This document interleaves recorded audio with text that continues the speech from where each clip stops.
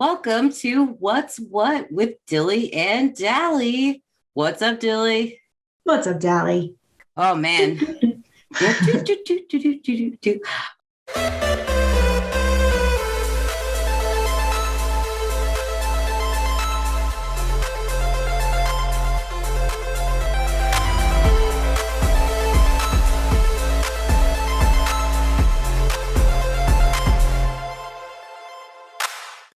So for those of you who are first joining us, I'm Nicole. This is Emily. We are best friends and we live thousands of miles apart.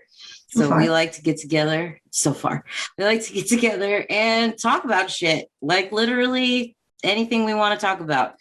And we pre-choose these things. But hey, if you've got suggestions, give us those suggestions. But today, absolutely, we have opinions. Yeah, we do.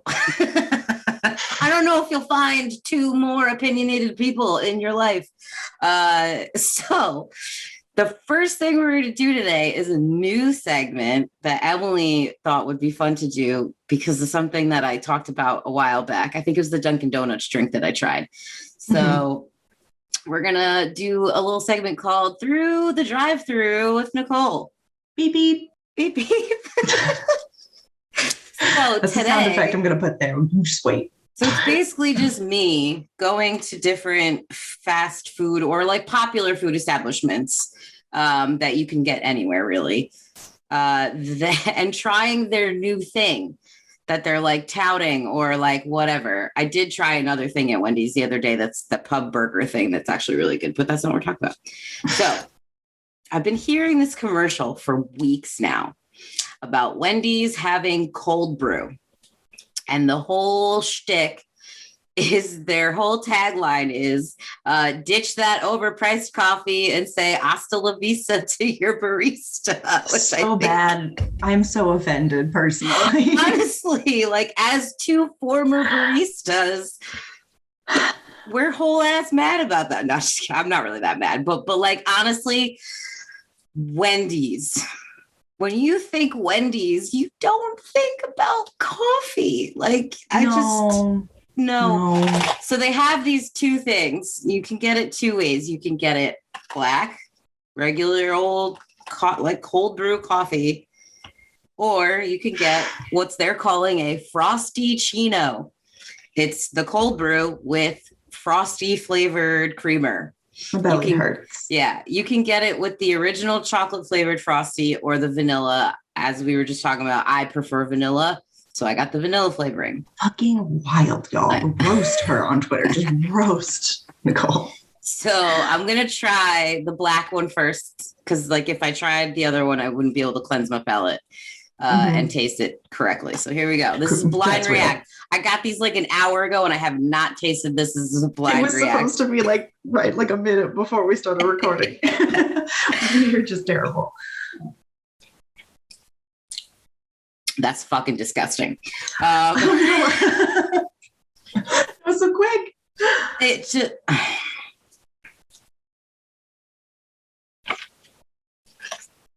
It's like... How best to describe this? First of all, it tastes very rusty. Ew. And then I know you'll know what I mean by that. It does. It tastes very rusty. It tastes like the coffee at a gas station that's burned at the bottom of the pot, but that's all they have and you drink it anyway. But it's cold. What a fun energy Wendy's is bringing. This is how I know that. I mean, I don't know for a fact, but I'm going to go to Wendy's and ask them. But this is how I know. I believe in my soul that Wendy's is lying to you and telling you that it's cold brew when it's not. It's actually just iced coffee. And there is a difference. There is. There's 100%. A huge difference. So cold brew needs to be steeped for anywhere from 12 to 24 hours before you then filter it. So like, I don't see Wendy's having that kind of time. So you're lying, Wendy's. It's just iced coffee. So now I'm going to try the Frosty Chino. And I bet you it'll just taste better just because of the sweetness. Like it'll just taste better, but we'll see. It literally tastes like I'm drinking a liquid Frosty. That's ew, yuck. like your Is it like Frosty. thick? No, it's not thick at all. Like your Frosty has completely melted. So any of the frozeniness of it is gone, and you just drank what was left of your Frosty after it had melted. That's what that tastes like. Doesn't it taste like coffee? No, I mean, it's got like a slight coffee hint, like coffee cake doesn't really taste like coffee, but it's got like, coffee ice cream. Here's my thing, Wendy's. I know you're listening. Here's my thing, Wendy's.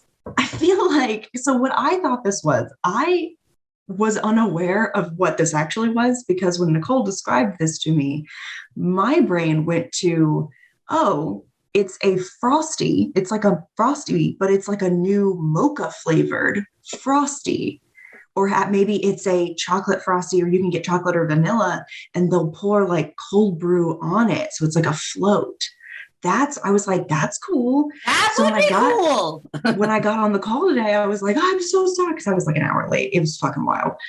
When I got on the call today, I was like, I'm so sorry. I forgot about your Frosty. And she was like, no, it's coffee. And I was like, I have vastly misunderstood what this is. And now I'm pissed, Wendy's. What's really interesting is that if Wendy's had done cold brew over a Frosty, that's a thing. It's called affogato. Yeah. Where you literally pour coffee over ice cream, and I've had it and it's delicious. It's delicious. And I thought they were doing an affogato with a Frosty. I was like, hell yeah, Wendy's. We need to reach out to Wendy's and have them do like a Frosty affogato, because I would try that and like it 100%. Like, why are they not? I'm so confused as to why they were like, let's do coffee. Let's do Frosty coffee. No. Frosty flavored coffee. What the fuck? Creamer. What? It literally tastes like melted coffee ice cream. Like, it's also like the summer. And so I get why you did an iced coffee, but like, wouldn't a cool ice cream treat not be a good summer launch? Wendy's, God damn it. It was right there. Like, I'm so mad. And now that I've given you this idea, I need you to pay me. Yeah. Thank you. So Wendy's, I will not be saying hasta la vista to my barista. Never. I will be thanking them profusely for the job that they do for making coffee good. So here's the thing. So at both pulling of us, out of the drive-through, beep beep. Yeah, pulling out of the drive-through. The topic that we're going to talk about first today, because of this, is coffee. Because both Emily and I love coffee, and both Emily and I have worked for coffee shops. Specifically, what? I just had an amazing idea for that segment instead of through the drive-through. Okay. Can we call it But First Food? And it's just like you get in the car with Nicole, and wherever you're going, it's like But First Food, and we stop somewhere. Like, that's the whole idea, is that we're in the car together and we get in the car and we go But First Food. And so it's before we start talking, before we get on the road, we have to stop somewhere with you. I love that. We'll do that.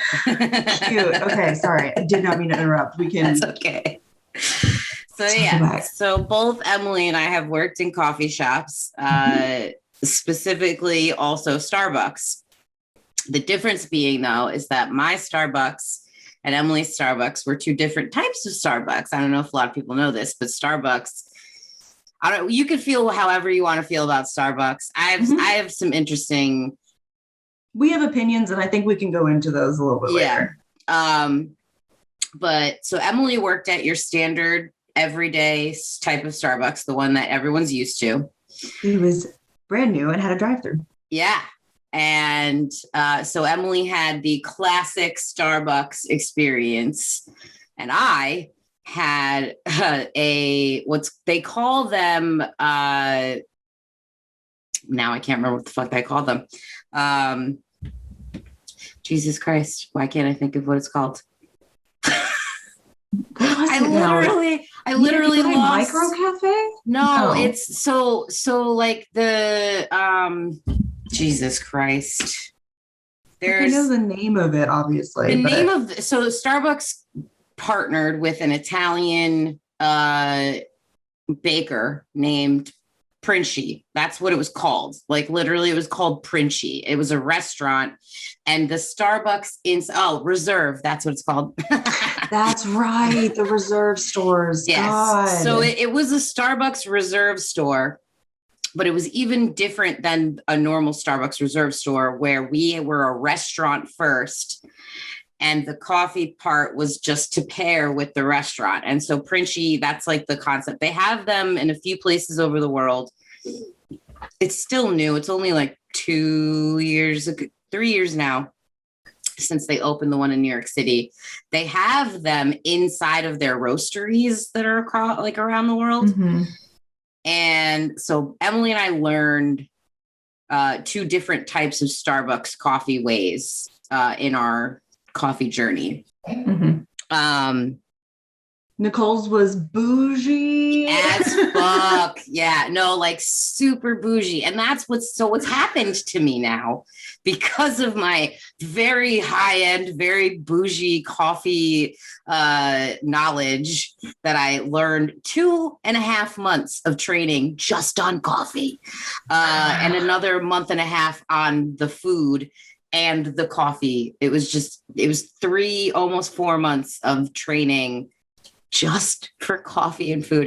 I know way too much about coffee now, but yeah, so bougie as hell. And it has ruined me for like plebe coffee. Like it's just like, dude, it's real though. Cause like when you start, cause we did have a similar experience in that when you start, they do make you try a bunch of coffee. That's like part of it. You do tastings. And like, even if you're working at just a core store, like you sit down with coffee and you try pastries. You're supposed to try the food. You're supposed to try so that you can recommend stuff to people. Yeah. They want you to be able to do that. Yep. Which I think is pretty neat. I love that. I do. And it was cool because I was a tea drinker, period. Yeah. Yep. Tea drinker. And then when I left there, I would, the Corducia was my order. That's still basically what I get when I go. They don't have it in the system anymore because nobody ordered it, but it was really good. You can still make it. Yeah. Yeah, but you have to order it. And then I always sound like a dick because it takes me 30 minutes to order a mocha essentially. And you're like, Jesus. And I usually have to be like, I used to work at Starbucks, and they'll soften and be like, oh, okay, yeah. Cause like, you do get like that when you work there. You just do, because you make your shift drinks how you like them specifically, and you have a lot of time to play with that shit. And it's 1.5 pumps, not 2. Yeah. Like, Yep. And so like when you go and you're like trying to get your order, you're like, oh God, how do I do this without sounding like a dick now? Yep. I'm the person that I hate. I hated when I would get a sticker that was like 1.5 pumps of mocha. And I'd be like, what the fuck, my guy? Like, and now that's me 100%. Now I'm like, 1 pump of regular mocha, 1 pump of white. Thank you very much. That's one of my favorite parts about the particular Starbucks that I worked at, because the highlight was not on the coffee, it was on the food. So and because Italian coffee culture is extremely different to a lot of other coffee cultures, Italian coffee culture is very simplistic in that it's supposed to just be there to highlight the food. There's no fancy add-ins. So you had very limited choices as to what you could get at our coffee section. You could get, and they were all Italian. So you could get espresso, regular espresso. And I just want to interject really fast. One of my biggest pet peeves is when people say espresso, and I want to fucking murder them. There's no X, people. It's espresso. Sorry. I heard it in the Dunkin' Donuts commercial. The guy said espresso, and I literally wanted to just crash my car into a fucking wall. Like, I was so angry. I hate it. I have a visceral reaction to when people say espresso. I hate it. So anyway, so you could get a regular espresso. You could get an Americano, which is hot ass fucking water with espresso poured on top of it. A lot of people don't know that. Yeah. And it was very annoying in a core store for people. Why are you putting water in my Americano? That's literally what it is. You put, it's like 75 to 80%, no, like 90% hot ass fucking boiling water. And you pour, depending on how much they want, 1 or 2 shots of espresso on top of that hot ass water. That's what an Americano is, y'all. It's a watered down espresso. Yeah. And people are like, why are you putting that? I'm like, do you not know what an Americano is? Have you just been ordering this? You don't know what's in it? That's wild to me. Yeah. And what's really funny is that coffee, like because the way that espresso is made, it does 1 shot of espresso has like a quarter of the amount of caffeine that a full cup of coffee has, like just normal processed coffee. Mm-hmm. So like these people are getting like this watered ass down thing of espresso that has like 1/5 of the caffeine that you actually want or need. Now, since we've touched on this, let's go through some common coffee myths that people generally believe or that we believed before we started working for Starbucks and learned differently. I will go first while you think of one. Yep. Dark roast has the least amount of caffeine that you can get. Yep. Blonde roast has the most. And the reason is because the dark roast is roasted longer. And the longer you roast the beans, the less caffeine is in it. That is why decaf coffee tastes like garbage, because they roast the shit out of they burn the fuck out of the beans until there's no caffeine left. Then they pour water on it and hand it to you. That's why decaf coffee sucks. The reason that blonde roast tastes so full and robust is because it's not as roasted as long as a dark roast. A dark roast tastes fuller and thicker because it's roasted for a lot longer and thus less caffeine. So if you want more caffeine, go with the blonde roast. I can't think of any myths that like, I genuinely can't think of any like myth. Like if I heard it, I'd be like, I worked at the core store, and I think that it's because I'm taking very like specialty orders all day. Yeah. I don't know about any other myths that I could bust when it comes to coffee. Like if someone said something to me about it, I'd be like, nah, you're wrong. Like that I could do. But like, sorry. Did you, I mean, to like getting a little informational, there are like coffee in itself, the way we know it, the modern version of coffee, the earliest tracings of it is Yemen in like the 15th century. There were like depictions of like how we drink coffee now, like just a cup of coffee kind of thing. And they, interestingly enough about Yemen, which is a little Starbucks fun fact, is that while like Starbucks, again, we have opinions about Starbucks, the corporation, they can do some shitty things. One of the good things that Starbucks has done is they're very, very careful about where they get their coffee and who it's sourced from. And Yemen was their most popular, highest selling blend of coffee for like 3 years. And they took it off the shelves and stopped the production and stopped buying because Yemen couldn't guarantee that it was ethically sourced. Because there was child labor there. Oof. So like something that Starbucks made millions of dollars on a year, they gave that all up. Not that they needed to do, like, you know, they couldn't survive without it.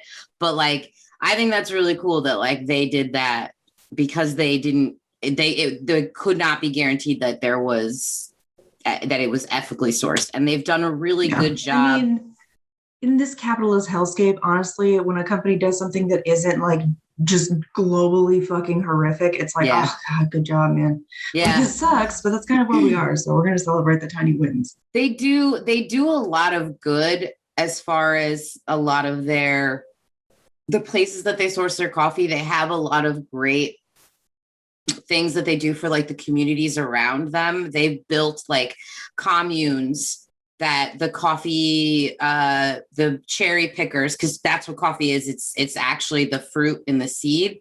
And then you take that and you turn that into raw material, which is green coffee. And then you roast it. And that's how what you get is the bean. It's actually a cherry, which is really interesting. Yes. And so they there's a place in Costa Rica specifically that Starbucks owns, but all of the money and all of the stuff goes right back into this place that like houses families that travel to go do this for the season.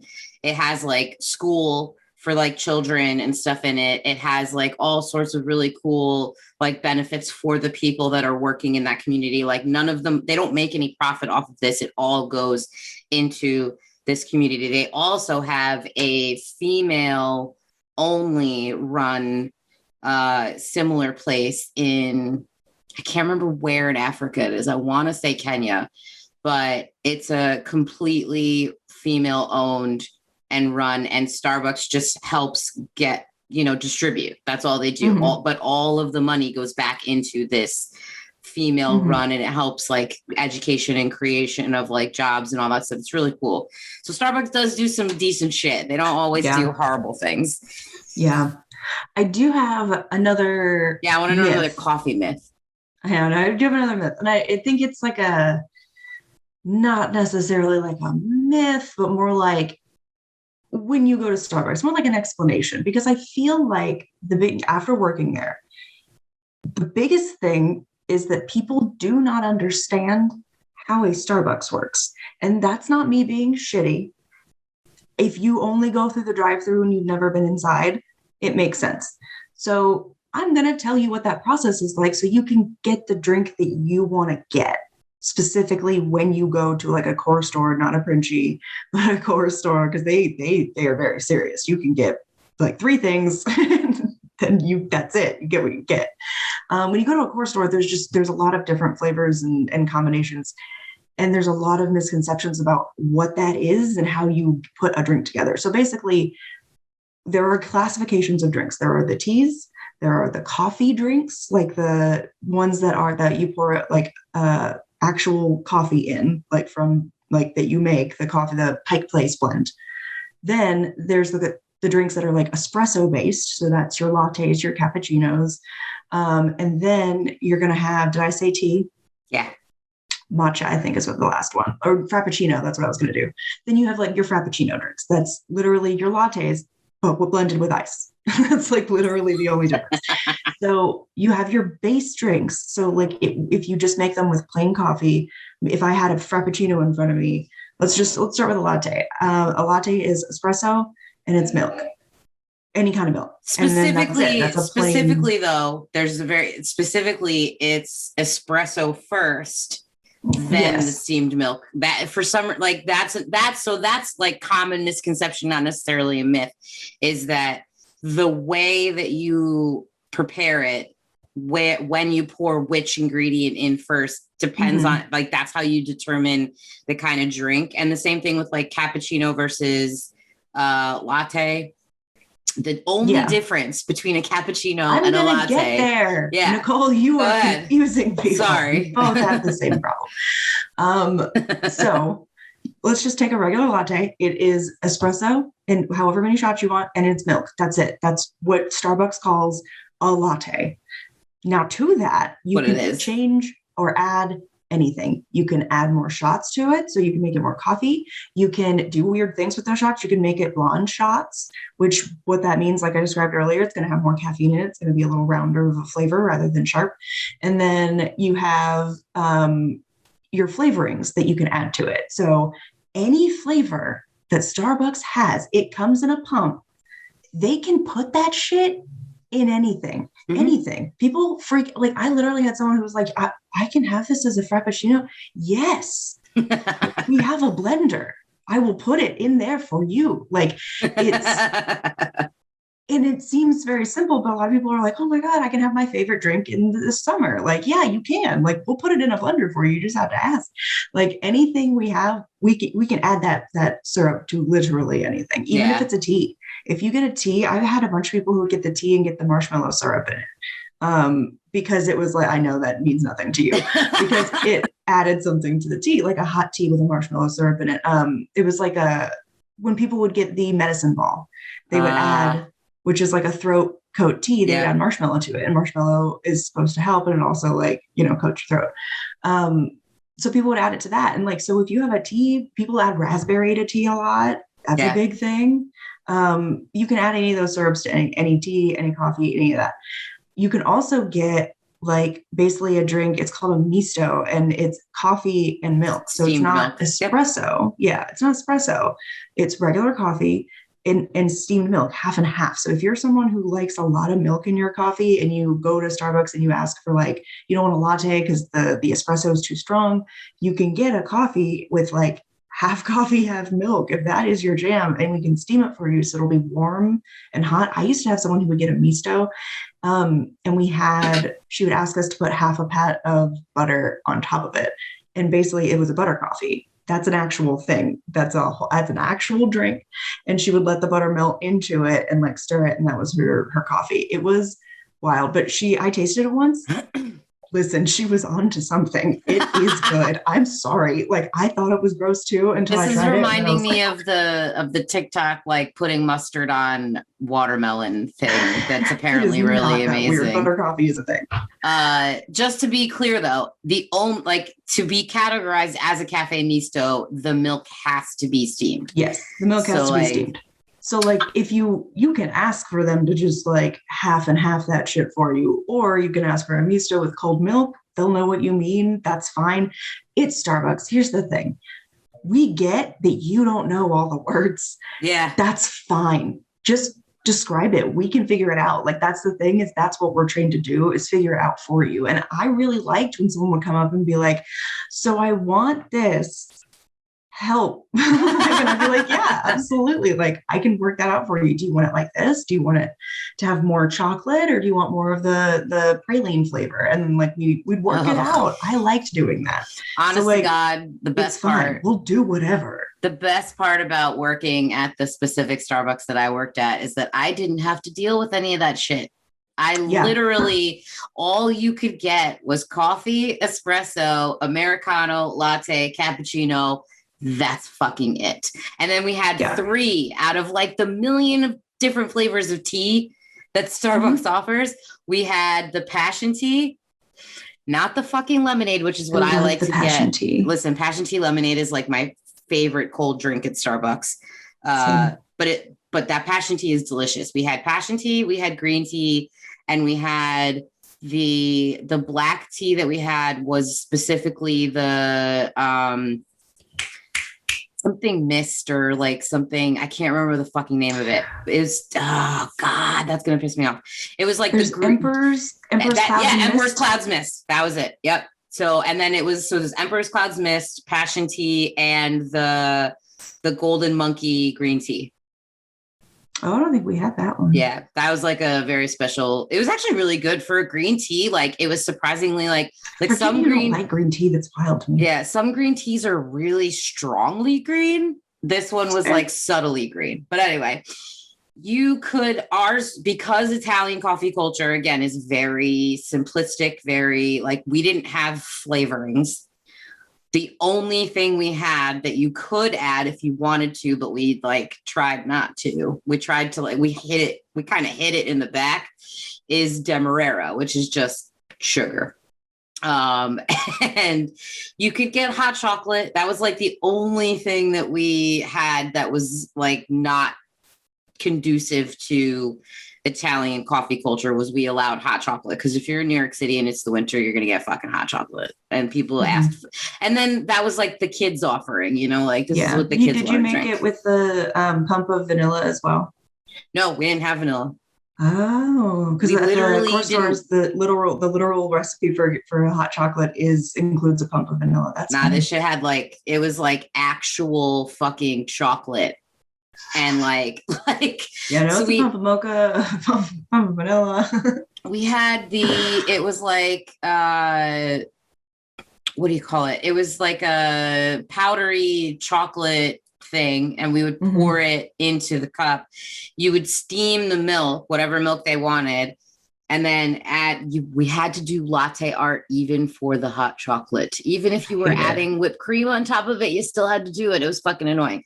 And then you would mix it up and then add the whipped cream if they wanted it. But that was it. And it was amazing because I didn't have to make all those crazy fucking Frappuccino, multiple shots of pumps of whatever.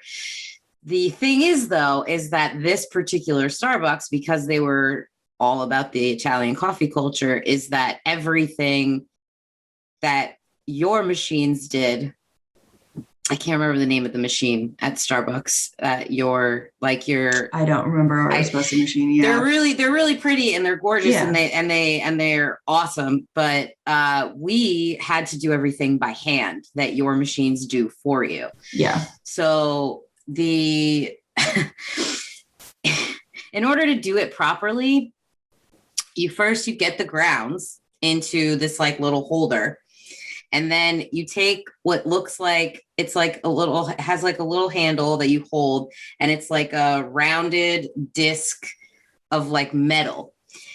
And they are very specific about this. You have to apply 45 to 60 pounds of pressure into like push it a certain way into it. Then you put it into the machine and you press the button and you have the shots like ready to go. And if in order to make a proper actual thing of shot of espresso, it has to come out between 9 and 13 seconds. It's like very fucking precise. It's like so fucking precise. I still have like my notebooks. They tell us that shit like we're going to be able to count in the retail store. And I'm like, y'all lost your minds. Nah, they have it. And there's like on the machine that we had, which is called a Black Eagle espresso machine, it had the timer for you. So you'd be able, and if it did not come out within the parameters, you had to redo it. Yeah. Which in New York fucking City, when you're in an office building that houses the Clinton Foundation and like World Banks and Warner Brothers Music Group, like you've got fucking time to make multiple things of fucking espresso, like getting the beans, doing the fucking pushing it with the 45 pounds of pressure, putting it in the machine. You got to keep going. And there's like 4 other people working around you doing the same. It was a whole lot. I want to like be like touching on that, like with like doing a whole lot, like same, like in retail, obviously on my side, same thing. Like it's not obviously not exactly the same, but same thing as far as like just being busy. And to be honest, like when it comes to our customers, like I was never like mad when somebody came in and ordered. We're not like, honestly, order whatever the fuck you want. I don't care. I don't care if you want to order a Frappuccino in the middle of a fucking rush. Here's the thing though, you have to wait. And you have to be chill with waiting. You have to look around and see that there are other people waiting. Like look in the waiting room, use your eyes, or if you're in the drive-through, look behind you. There's a bunch of other people here. They also are waiting on their drinks. Yeah. And if there's a lot of people and you order a complicated drink, it's gonna not only does it usually take a minute because it's complicated, it's gonna take even longer because they have to get to you first. And as long as you understand that, order whatever. But like, if you are going to come into my fucking line and order some wild shit Frappuccino in a 2 p.m. rush, and then you're going to be stomping in my lobby about how it's not ready 2 minutes after you've ordered it. Yeah. Get fucked. Like that's when we're going to be mad at you. But I don't care. You come in, order whatever drink you want. A lot of people have anxiety about ordering at Starbucks, or like they don't want to order the latest drink on TikTok because they think that this barista is going to be mean to them. If your barista is mean to you because you ordered a different drink that's popular on TikTok, fuck them. Like no one likes them at that store anyway. I guarantee you they're the dickhead. I guarantee everyone else at the store also hates them. We had people at our store who would be like, someone ordered that fucking TikTok drink again. And I'm like, why do you care? It's just a pink drink with like 2 extra like pumps of whatever. And he's like, I tried the pink drink for the first time. Yeah. I tried it. It's pretty good. Yeah. And so, but a lot of people wouldn't order it for a long time because it was associated with TikTok. And they were like, barista's going to be upset with me. We were never upset with you. And if a barista is, again, I'm telling you, they're the dick. They're the dick in that store. Because if someone ever turned around to us and was like, TikTok drink person, we would always be like, who gives a shit?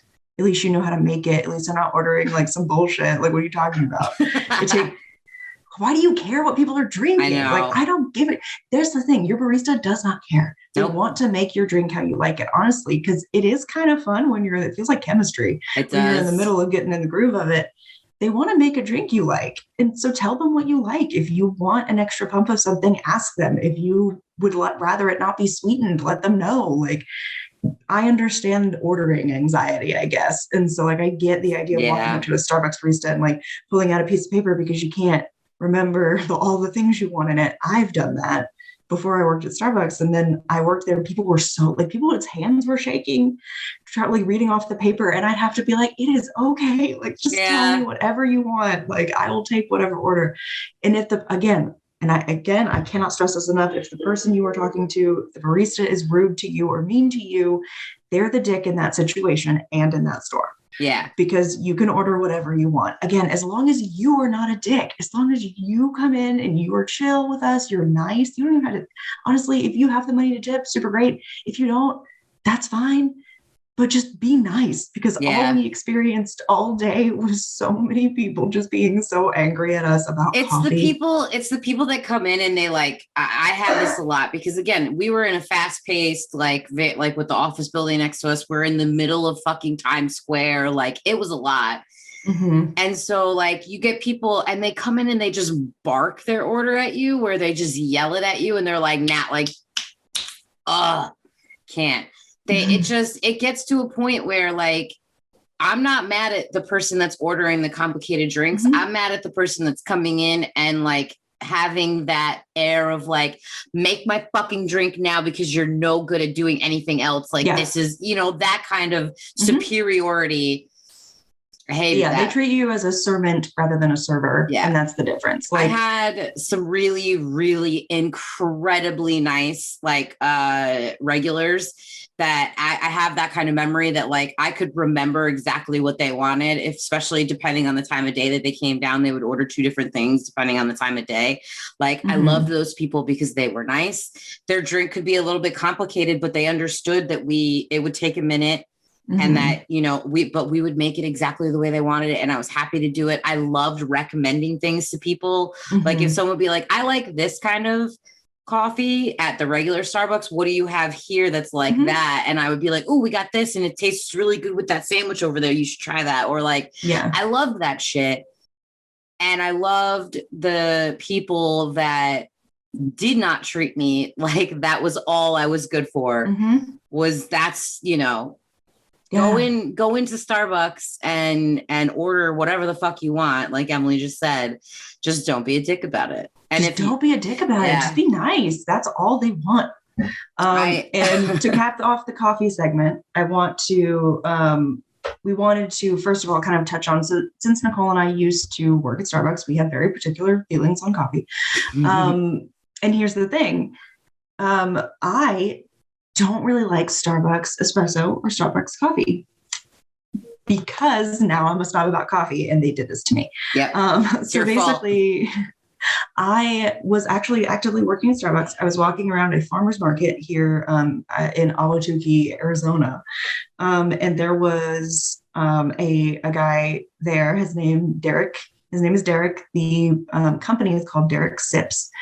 And so he had a booth and he had coffee, like you could just come up and taste it. And I was like, okay, I'm into coffee. I work at Starbucks. And like, I was a latte drinker. And if I made my coffee at home, I would basically make a misto, like we talked about earlier. I would heat my milk up in the microwave and then put my coffee in it. It was so bad. I can't talk to you. You do what you gotta do. You do what you gotta do when you don't have the tools. But so I was like, okay, I like coffee. Like, I'll taste it. And I tasted, he had, the blend he had out was the Brazilian blend. It tasted like tea. There was no after coffee taste. There was no, I was waiting for the burn part of drinking coffee that I was very used to. And it just didn't come. And that kind of freaked my brain out. And I was like, I'm sorry, what the fuck is this? And he was like, yeah. And he started talking to me about how he has personal relationships with certain growers. And then he roasts the beans himself. It's a small business. And this is like one of the blends, one of the lighter blends. And then he started talking to me about coffee. And I was like, I could drink this black. Like, this is really good. So we ended up buying from him, and that was before the pandemic. So that was definitely like end of 2019, possibly. And then we just started buying that coffee, and we have never stopped. Like, we've just never stopped buying from Derek. He sells online. You can order it wholesale if you want, dereksips.com. And it's fantastic. Specifically, they have the geisha blend that was so good. They're whole bean though, so you do need a coffee grinder. But honestly, grinding my own coffee beans in the morning is really fun, and Evan likes to do it too. He likes to push the button to grind them. So if you can afford like a small little coffee grinder, that is cool. But you obviously, it's not super necessary, but it does make better coffee. It does make a difference to grind them right before you make it, but you do not have to do that. I remember the first time I had the geisha blend. So like it's it can be made. They make it in a couple different places in the world, but the reason it's called geisha is because it originated in the Gori geisha forest in Ethiopia. And then they took the strain and they planted it in other places. So you can get it in Brazil, you can get it in Costa Rica, like whatever. Geisha, the thing that's so good about geisha and what's interesting about geisha and the reason that it tastes so much like tea and not coffee is because the process of and why it's so expensive is because they only take the most what's the word? Like the ripe. That's the word. They only pick the ripest cherries to roast, because the riper it is, the sweeter and the like less concentrated it's going to get when you roast it. And the roasting process for geisha is like very similar to a blonde roast, because they don't over roast it. Because if you do that you're going to lose all of that beautiful floral. So that geisha is made, and that's so expensive because it's very selective and it's super like delicate, the process of making it. But it's I had it. Yeah. And that's why buying a geisha coffee from someone who's like a small roaster, like that made an incredible difference, because that's the important part. Like I had the Starbucks geisha blend, which is like $40 a bag. And I had it specifically in the Chemex style of brewing, and which gives you Chemex brewing. That's another thing we didn't touch on really, but like the different brewing styles, but that's going to have to be, it's a whole conversation. But like Chemex specifically is the type of brewing style that gives you the best way to taste the flavor notes of coffees, because it doesn't dilute through their process. Like French press is one way, espresso, whatever, but like Chemex is clean. It gives you more of the ability to taste the flavors. That's why geisha in a Chemex is fucking a whole otherworldly experience. Yeah. I don't have a specific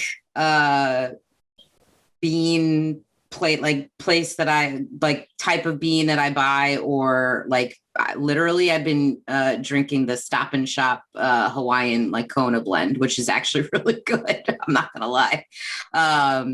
But there is a cafe down the street from my house. It's called Standard Pour. I live on Long Island, for those of you who don't know. It's called Standard Pour. It's in Valley Stream, Long Island. It is a female Black-owned business.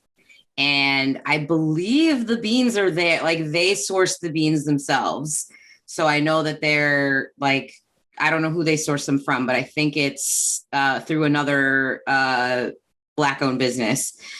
They also get all of their milks and their, like any of their additives, they get from other female or female Black-owned businesses. So like that's literally dope. The whole fucking place and they make food, and the bakery and the food people that they get it from, female Black-owned business. And it's amazing. So like if you're in New York and you are on Long Island, go to Standard Pour. in Valley Stream because it's the best coffee I've ever had, the best food and desserts that pair with the coffee. The baristas are super knowledgeable. I've met both of the female owners and because they were behind the bar and they know their shit and they're amazing at what they do and they're super personable and I love them. So yeah, that's my coffee endorsement. Standard Pour.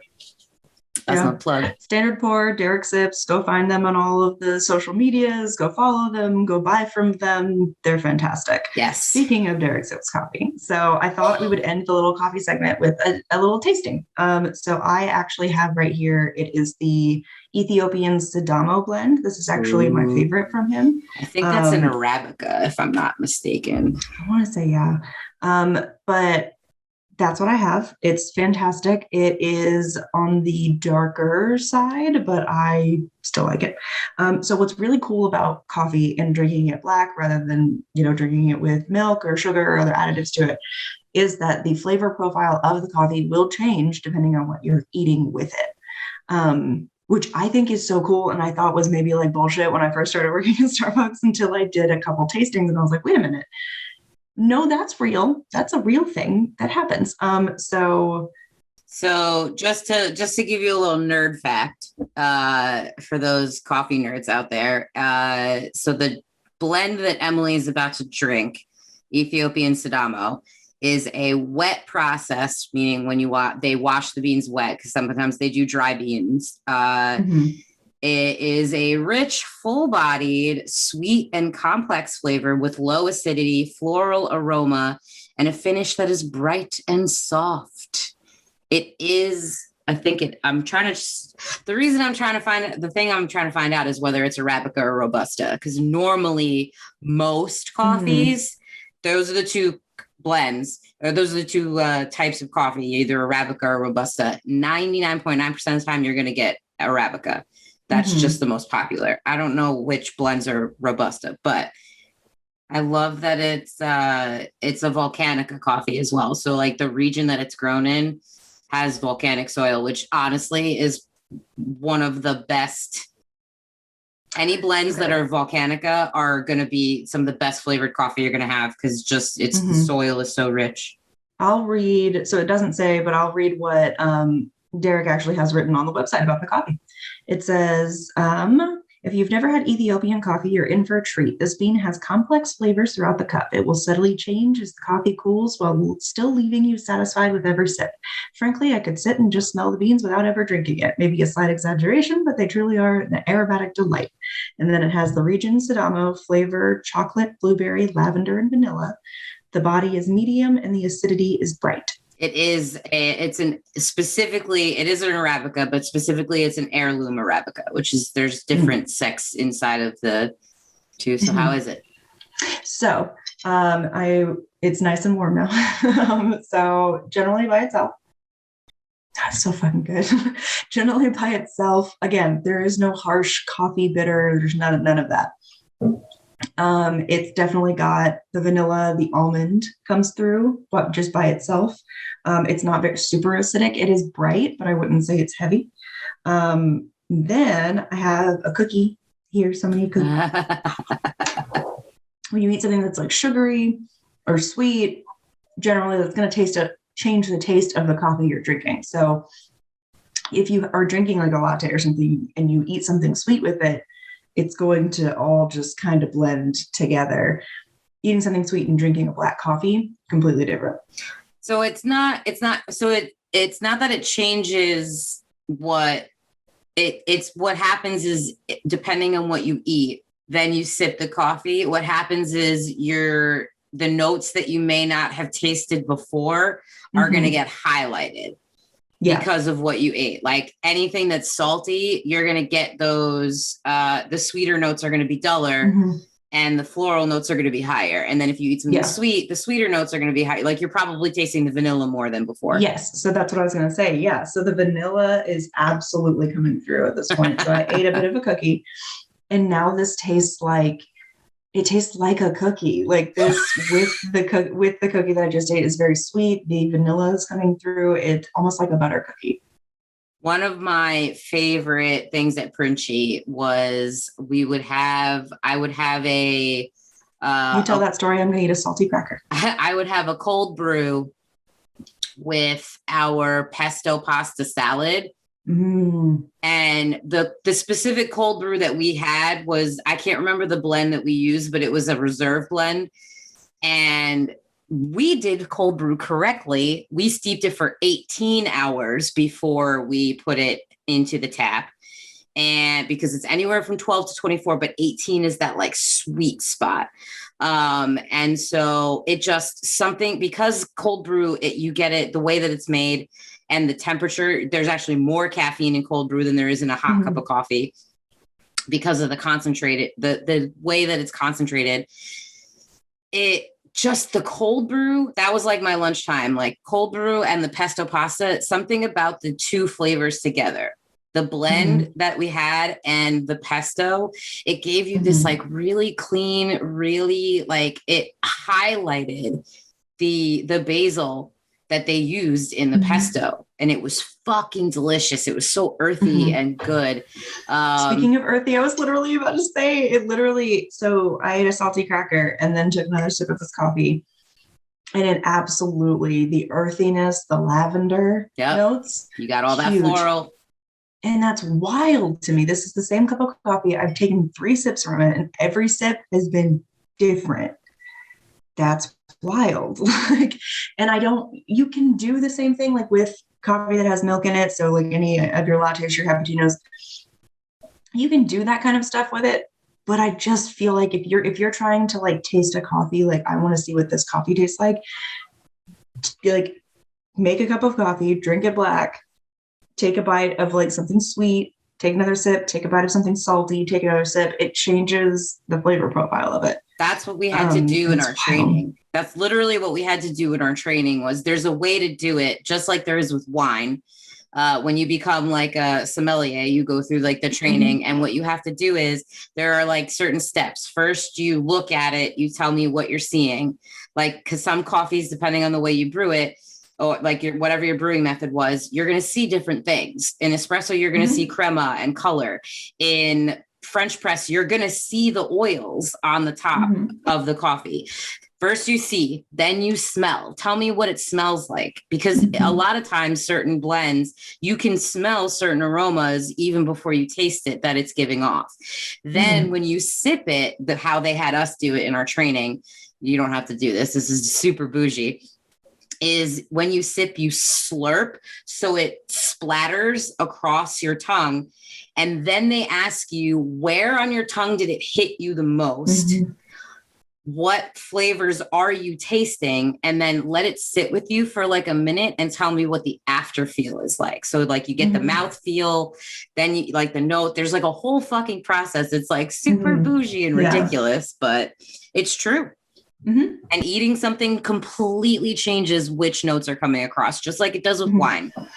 Yeah, 100%. So anyway, we went way too long and way over. So check it. We'll pull right into Hyperfixation Station.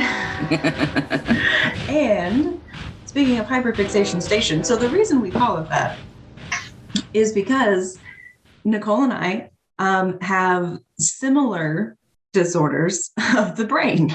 So Nicole has CPTSD, which is complex PTSD. I have ADHD.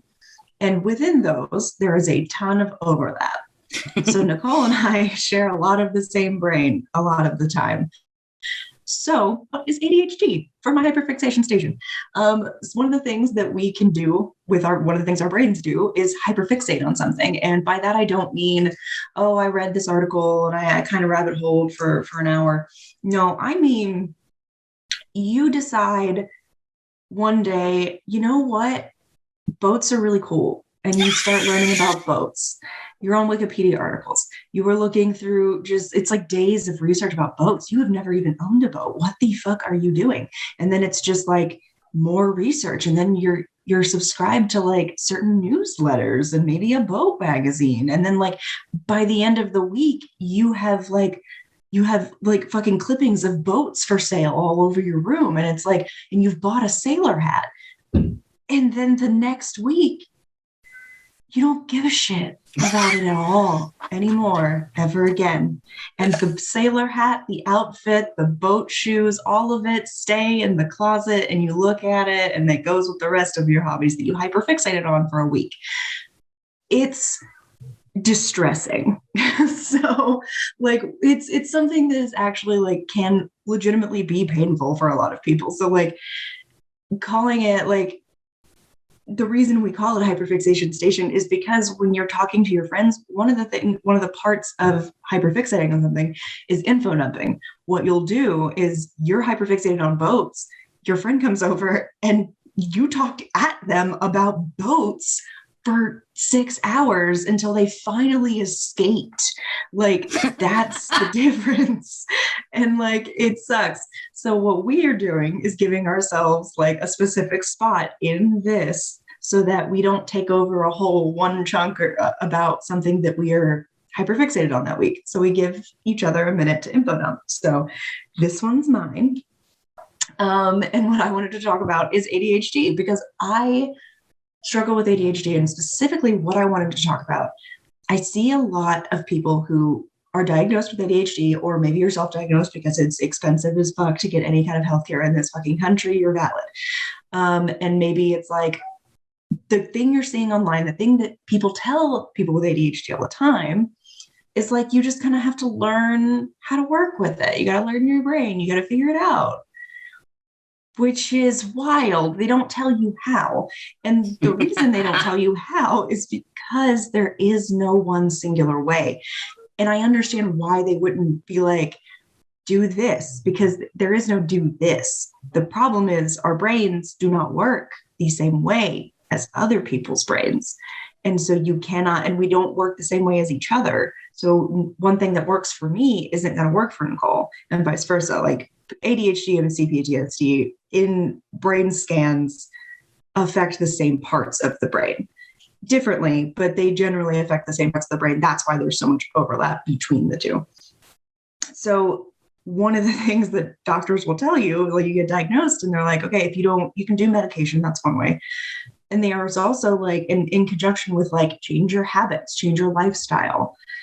And then you go home and you're like, okay, I don't know what the fuck that means. I've been trying to change my habits and my lifestyle my whole fucking life, and I can't. And here's literally what you have to do. You take, your trains of thought, they're going in a bunch of different directions, all of your shit's everywhere. Stop trying to redirect your trains. Stop, because you can't. That's the thing, is we are taught our whole lives to behave a certain way and just fix it. This is called masking. It is incredibly big with people with autism, ADHD, CPTSD. Basically, it's pretending to be like a normal person. It's teaching yourself the cues of being normal.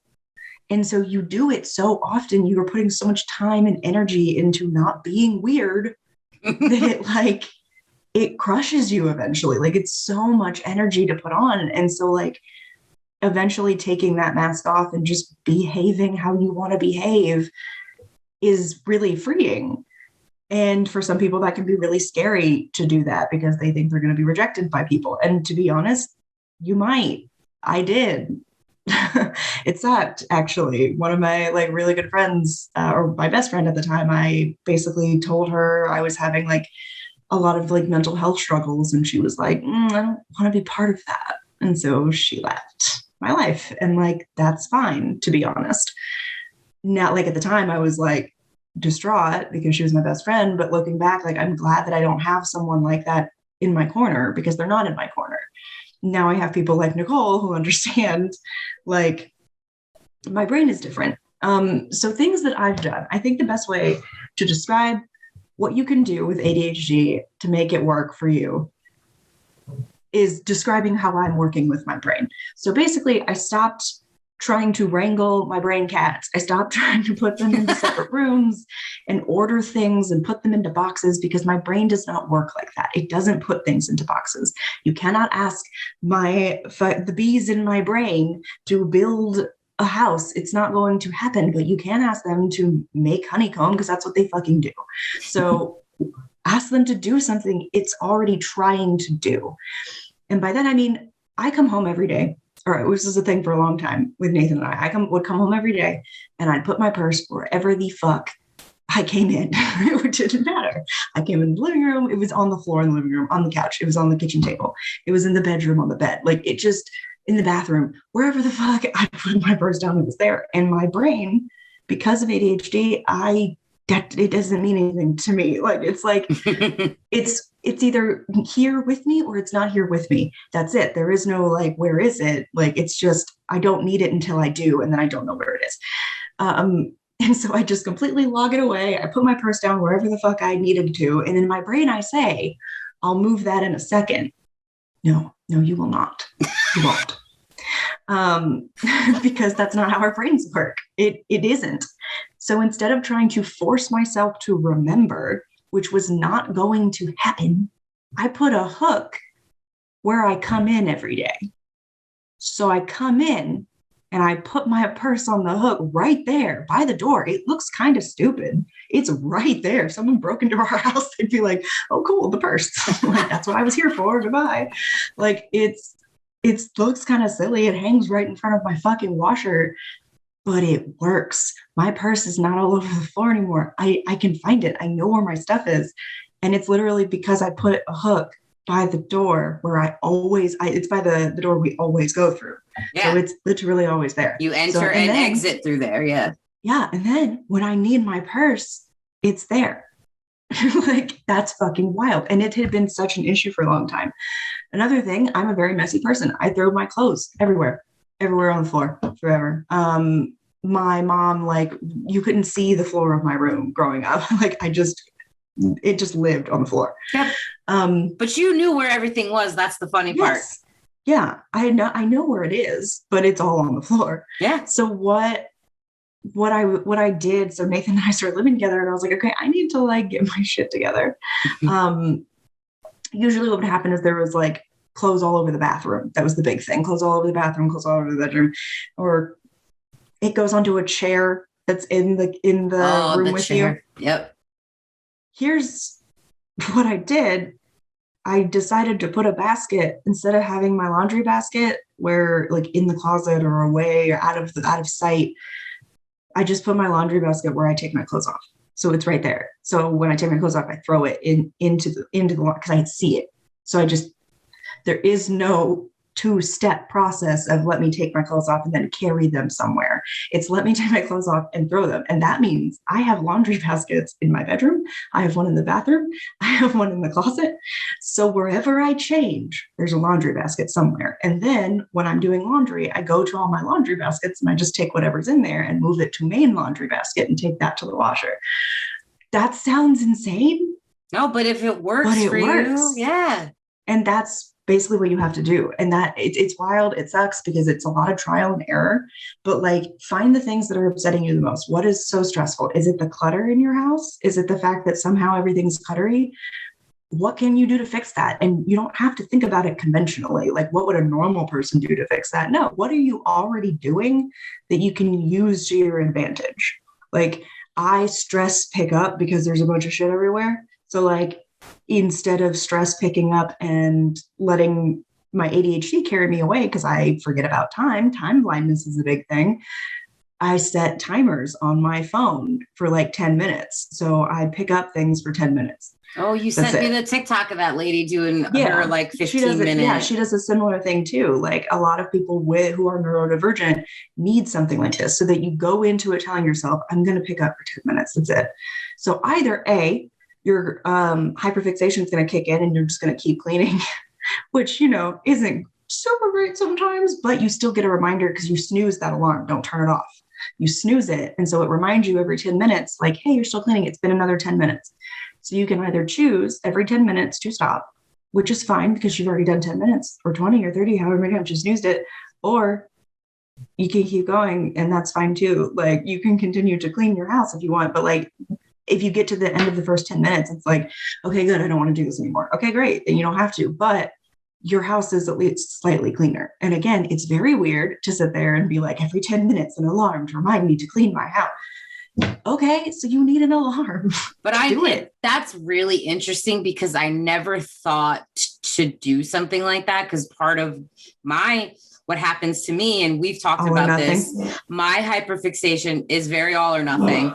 And it's also very like, if I start getting trapped in what you and I have liked to call the mind prison.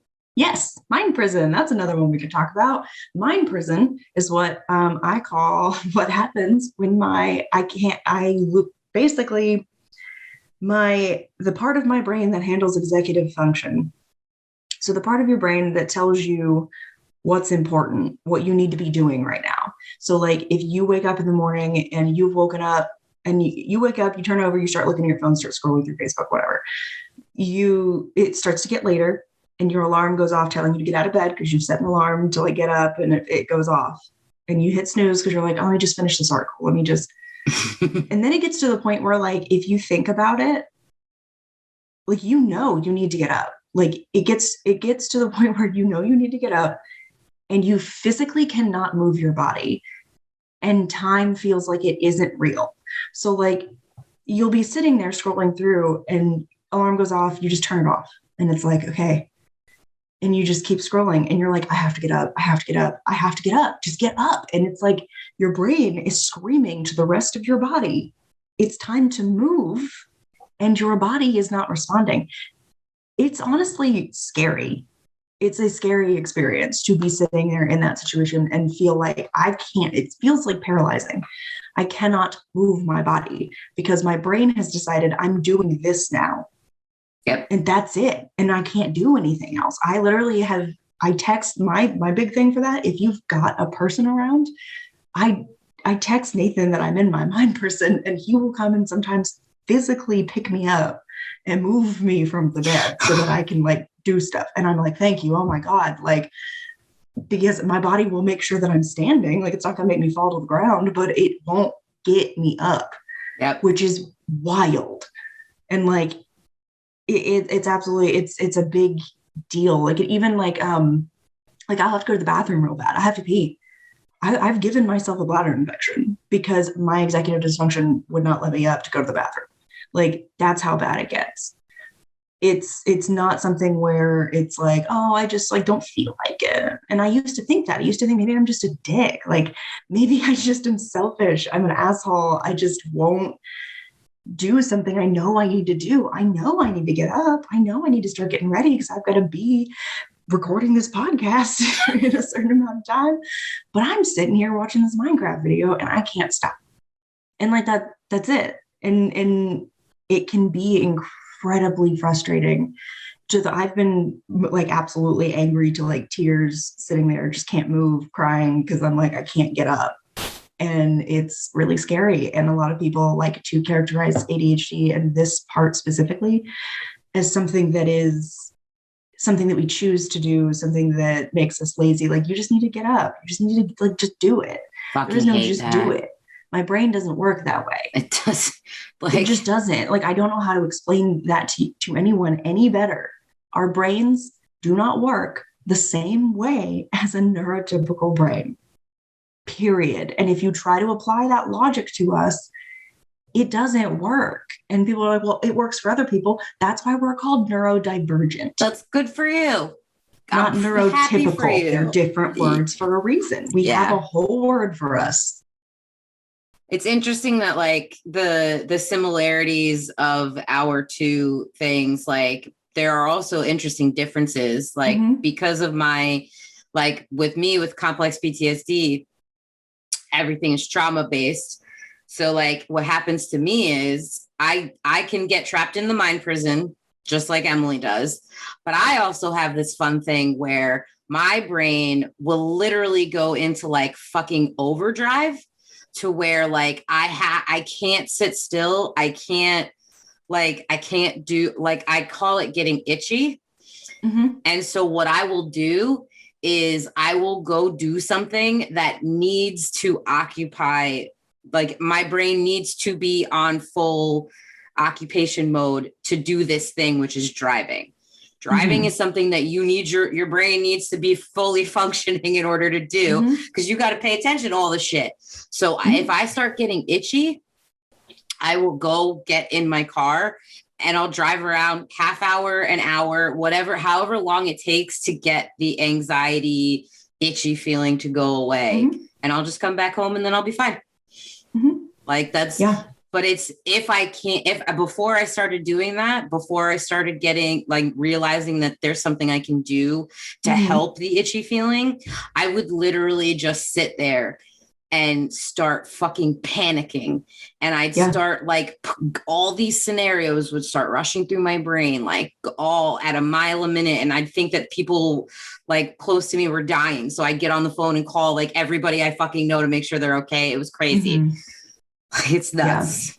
Like being sent into a panic attack in particular by your own brain is fucking wild, because you're just sitting there running your own business. And it just kind of like puts you in this big old trebuchet and like launches your ass into a panic attack. And you're like, I was literally doing nothing. I was standing in the bathroom. I was brushing my teeth. You had no fucking right. And it's so weird because it's like such a betrayal to your body. And it's like, it can be like, you're about to leave the house. You want to, something you do want to do. And it just is like, I don't want to. And you're like, no, body, we have to. And your body goes, oh, but I said no. And then proceeds to absolutely melt the fuck down from the top down. And you just have to like, you're along for the ride. And people have different coping mechanisms for it. Like some people, there's a counter pressure is a big thing for some people. Some people like to be like squeezed and held tightly. I am one of those people. Some people are like, do not fucking touch me. I will freak out. That's because it feels like your skin is on fire. Is that what stimming is? Right? No, stimming is, stimming is something that I do a lot with a bunch of different things. It's basically something that occupies a portion of your brain while you're doing something else. Okay. So stimming can be, like if you're fidgeting, fidgeting can be stimming. Some people have certain stims in particular. Like they will, they'll like have like their ear they play with, or they will, specifically, I like to bite and just wreck the fuck out of my cuticles. I don't know why. That's mine, but I hate it. I have this is my stim. I rub my hands together and my fingers together. Like I twist my rings. Yeah. People have, that's why fidget spinners were that's a stim, like playing with fidget spinners. Some people have audio stims. So that's my biggest one. Audio stims are like, if you listen to the same song over and over and over again. And when I say over and over again, I don't mean like, oh, you just really like it, you put it on every once in a while. I am talking about Spotify asks you if you're okay. That's not a joke. They have asked me. It was a pop-up. I didn't know that.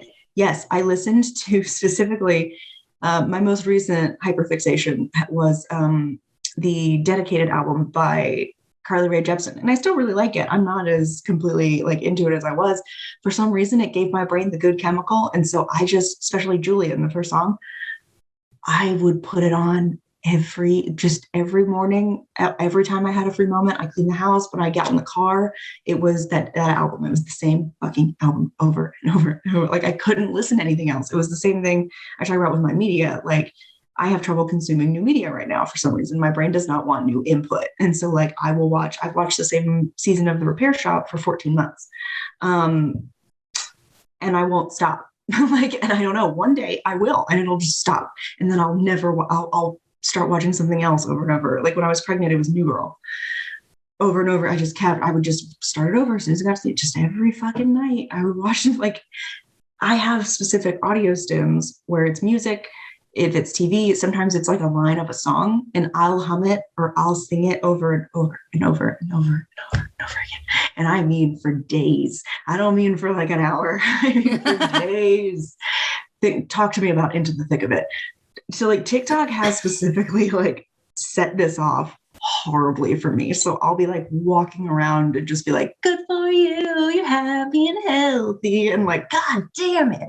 I don't even like the song, but it's just. How do you not like, whoa, how do you not like that song? We can talk about that later. It's toxic to me, but we can talk about that later. But like it's a damn sociopath. It's good. Don't get me wrong. It's a good song. it gives me the good brain chemical, but the content of it, I'm not a huge fan. Yeah, no, I get that. But that's the thing though, like things like that will stick in my brain and I'll just keep doing it for days and sometimes months over and over and over again. That's a stim. It's literally something that you do over and over and You're over and over and over again. You're describing so many things to me that I do that I didn't realize that was the thing. Like, it's a lot of times a coping mechanism. Like if you're stressed out, you'll do it more often. Like my stims usually come up when I am more stressed out. Like if I'm going through a big period of stress, like specifically when the Neck Deep album, All Distortions Are Intentional, when that dropped, I was right in the middle of a huge, like I was leaving my job to go on short-term disability. It was a whole thing. And so I was going through a lot right then. And they released that album. I listened to that album constantly, just on repeat, on repeat, on repeat, on repeat. I know every word to every song on repeat for months and months and months. And that was another one. Spotify popped up and was like, I can't remember the actual message. I can just screenshot it, but it was like, you okay? Like we have other people. There's other music you can listen to. There's other music you can listen to. I don't know if you knew this. But specifically it just popped up and told me like a couple days ago, it was like listening to Julian by Carly Rae Jepsen was your jam this year. I started listening to it a couple months ago. It's just, this year, it's June.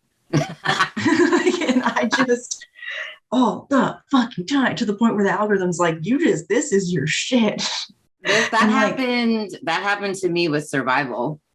Yeah. Survival also like gave me that good brain chemical, specifically the songs by Keep Flying, specifically the song. I will never forget when you texted me and you heard it for the first time and you were like, I had to pull over because like specifically that song fucking cried. Like, okay. I don't think we have time to go into that. Okay, well, actually, let's talk about music for a second, and that will segue us into musicals. Yes. So really quick, speaking of my audio stims, one of my biggest things with my mental illness is audio. I am auditorially sensitive in general, like to where, like, you know, when you see videos of people who listen to music and they get like all chilled and like all fucked up, that's me when I listen to music. I didn't know that other people did that. I thought that first I thought everyone did that until I found out that I was weird. And then I pretended it didn't happen to me until I found other people who also do it. I'm like, okay, good. I'm not fucked up. Like, this is just a thing. Like, I am very auditorily sensitive. I get overwhelmed, like sensory overload. If there's too many noises, specifically, there was a Tumblr post that was like, I heard too many noises and now I'm a bitch. That's literally me. Like, I heard too many noises and now it's over. So one of the things that I do a lot is I listen to a lot of music because it cuts out other noises. I also have tinnitus, which I didn't realize I did until someone told me that other people don't hear ringing when it's quiet. So now I listen to music and I do it a lot. Like if there's ever quiet, I've got my headphones and I'm listening to music, and it's because it's an audio stim for me. It helps me accomplish tasks. A lot of times I have got those lo-fi beats going. I just got those beats and I'm just trying to like, it occupies just enough of my brain space that it lets me accomplish other tasks. I literally that's a big deal with can't. ADHD. I literally PTSD. can't fall asleep without noise. Yeah. I have to have some sort of noise, but when it comes to music in particular, so Nicole and I love this band, Keep Flying. They released an album called Survival. So before they released the album, they actually dropped a song called, was it Fire Sale? Yes. Fire Lost Sale. your damn mind. Yes. And it was amazing because it's 2020 in a nutshell. It's very much like there's no aftershocks because what is it? There's no Feels aftershocks. Like an earth. There's no aftershock. Feels like a sudden earthquake. Make it stop. Because I just can't. Something. Sit up straight. I just can't stand up straight. Stand up straight. Yes. Yeah, it's like there's no aftershocks because it's just like a constant earthquake, basically. Like there is no between. It's just all terrible right now. So it was, and it released like they dropped it like in the middle of 2020. Like, yeah.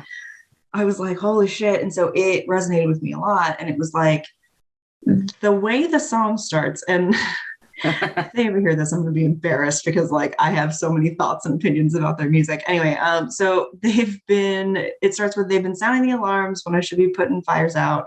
Just want to stay comfortable while I sleep safe and sound.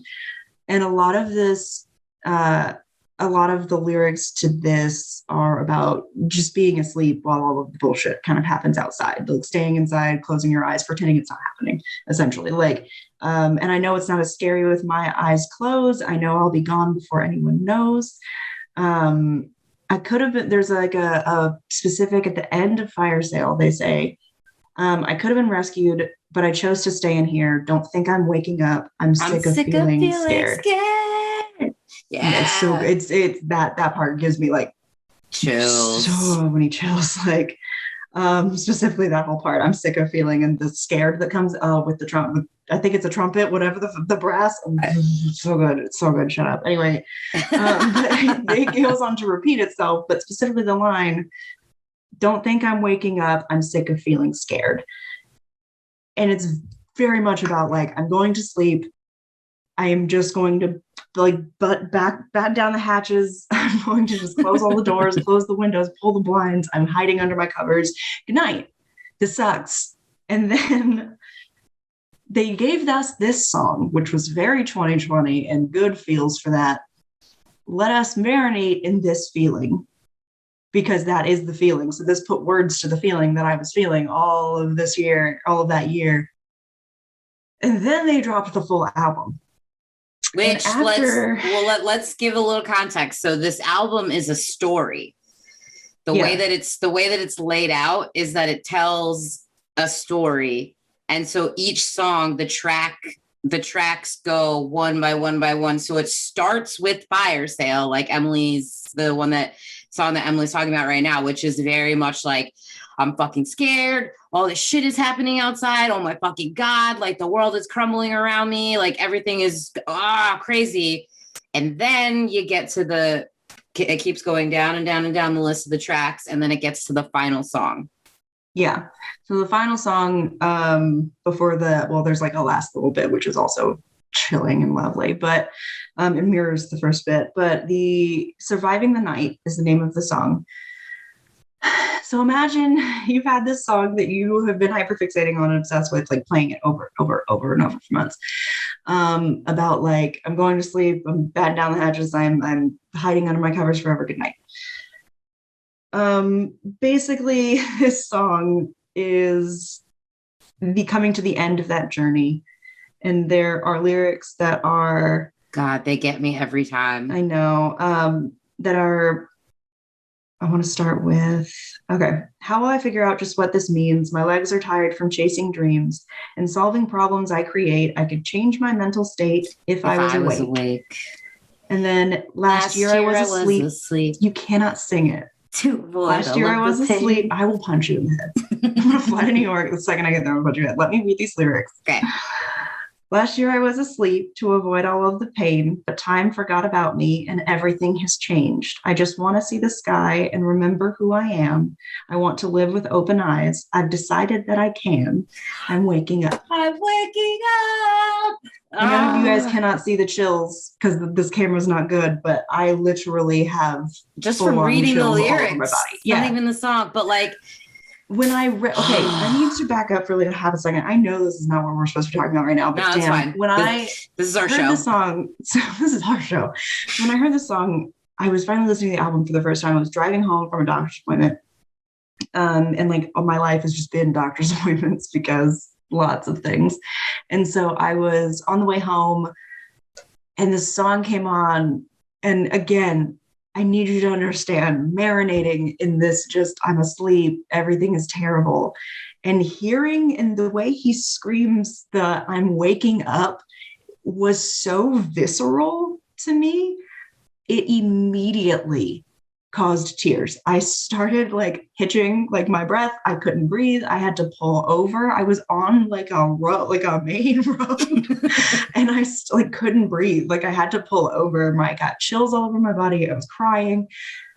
it was honestly like a personal breakthrough to listen to this song. And I'm going to be very embarrassed if they ever hear this. Please do not ever tell them we're talking about Honestly, this. I'm telling you right now, though, if Henny heard you saying any of that, if John heard you saying any of that, they would probably cry tears of joy with you because they would be so moved by that. I'm just saying, like, just context for the people listening. I know them personally. So, but anyway, we're obsessed with this band, but like, know them. Yes, which I feel like makes it weirder. Because I'm talking about them like we don't. And then like I do meet them and it's like, hey. I text with the saxophone player John like at least once a week, and like I tell him all the time, I'm like, bro, I'm obsessed with your band. I love your band so much, and he loves that shit, so it's fine. Okay. Well, then to just cap this all off really quick, so I do want to read just the last bit of the song because that's also like again, I pull over to the side of the road. The song is still going and ripping my shit up. And she texting me that all of this is happening, which is I pulled over and texted her like from the side of the road. I was like, oh my god. So the last bit is very like coming out of like, you know, this feeling if you've ever been in depression, if you've been through this past year, if you understand what it's like to come out of that, this specifically resonates with you. Like you understand what this means. The last chorus is, I'm happy in my dreams because none of this is real. Sleep is the cousin of death, and that's how I want to feel. No one's coming to the rescue, and I cannot stay in here. I'm sick of feeling nothing. I'd rather face the fear of waking up. And can we fucking talk? I literally just got chills. Same. Can we fucking talk about identifying with being like, oh God, just apathetic and just about all of this. And then like, I'd rather face the fear of waking up. Like, you know, it's bad, but it's time. Like, you can't stay here. We can't stay here. This is rest. Rest is not meant forever. It is time to wake up. At some point, you do have to fucking wake up and join the world again.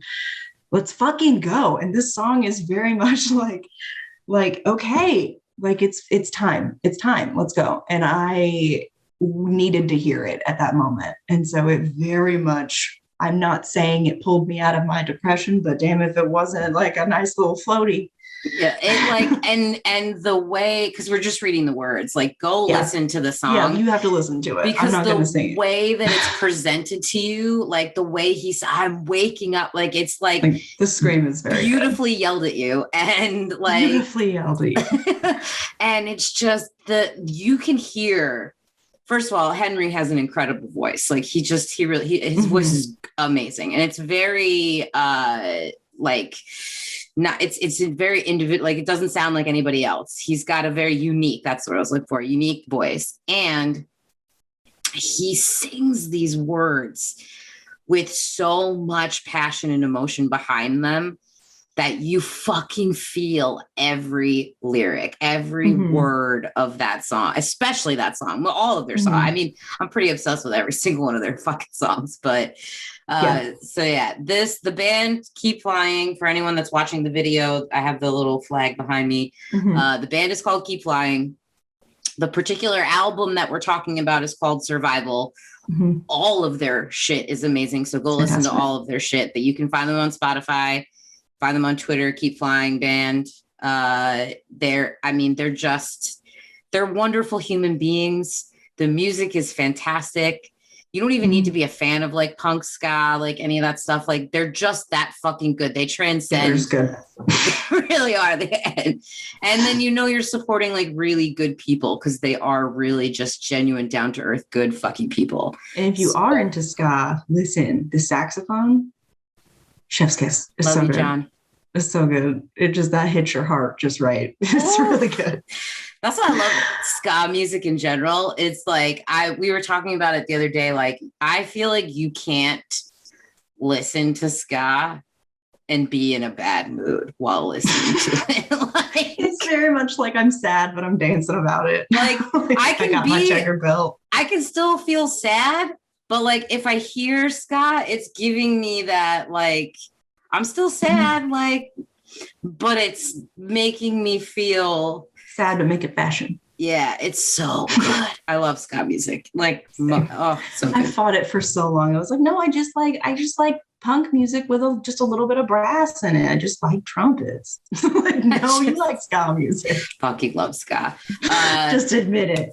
That's an interesting segue. So, like, Emily and I mean, do we have a lot of time? I think that's fine to make, like, we can continue to talk. Like, we can transition here into musicals for a little bit and then end it right after that. So we talk about music as a whole. I mean, yeah, like we could. So what I was going to say was, I like to think that you and I are very eclectic people when it comes to music. Mm-hmm. That like we can, if you looked at our Spotify, like either of our Spotifys, yes, you would see a fucking myriad of. It's a jungle. It is. It really and truly is. Like I know that there are people out there that are very singular in their musical tastes, and that's fine. That's cool for you. Nova is like that. Nova is Nova is very specific in they only listen to like the same like 2 radio stations, and it's very like all like classic rock.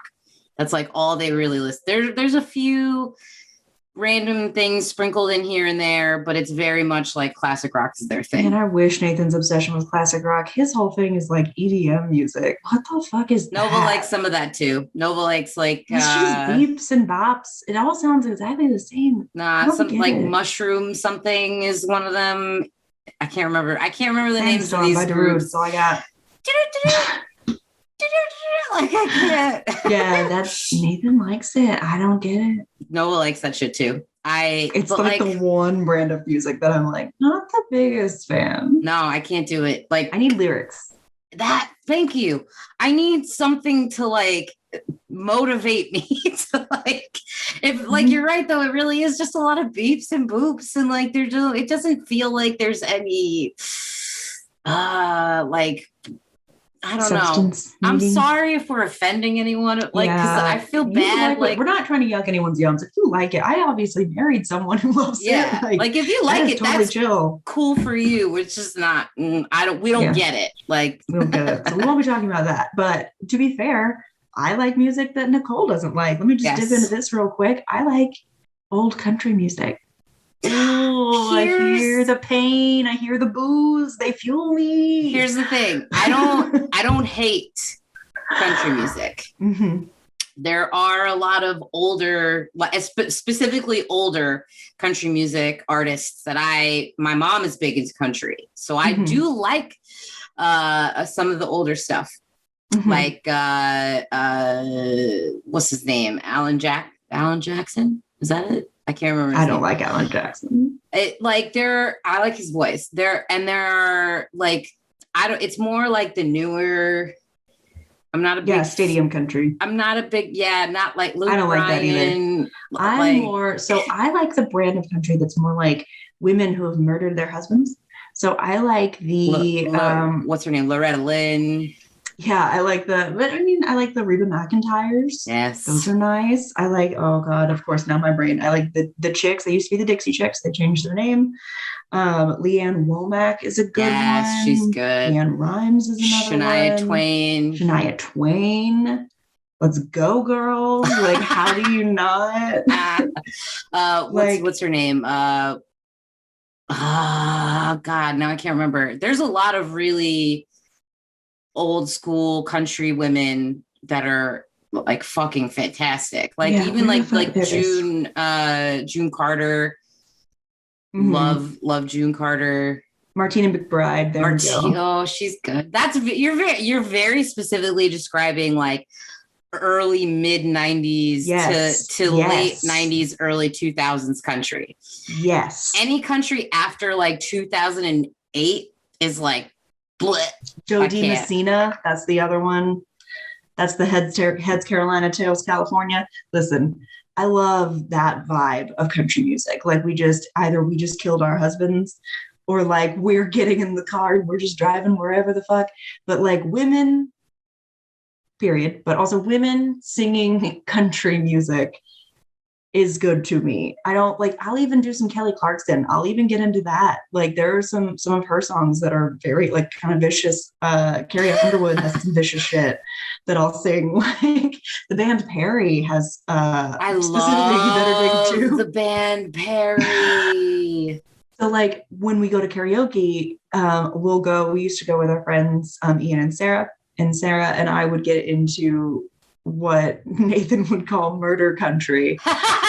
And we would just get up and sing all the murder songs. No, honestly. So like Goodbye Earl, Gunpowder and Lead. Yep. I just shot my fucking husband because I'm a badass bitch and now I'm gonna go fuck off. Like that's it's the like you said, the stadium country. It's what happened to country was it went from like the greats, like the Willie Nelsons and like all that stuff. From fuck the police to like bootlickers, and that's the problem. Yeah. And I will state that because if you like the Cops, you're not really country. It went from being all about being a fucking outlaw and about like the outlaw like country. Grit and like actual fortitude and actually caring about the working class. It went from that to like this weird thing that's happened in this country where we all must bow to our flag and fucking like I don't know if you drinking beer and if you haven't heard a recent country song, I literally was at my PT not too long ago and they had country on, but it was like generally it was old country, but one song came on that was newer.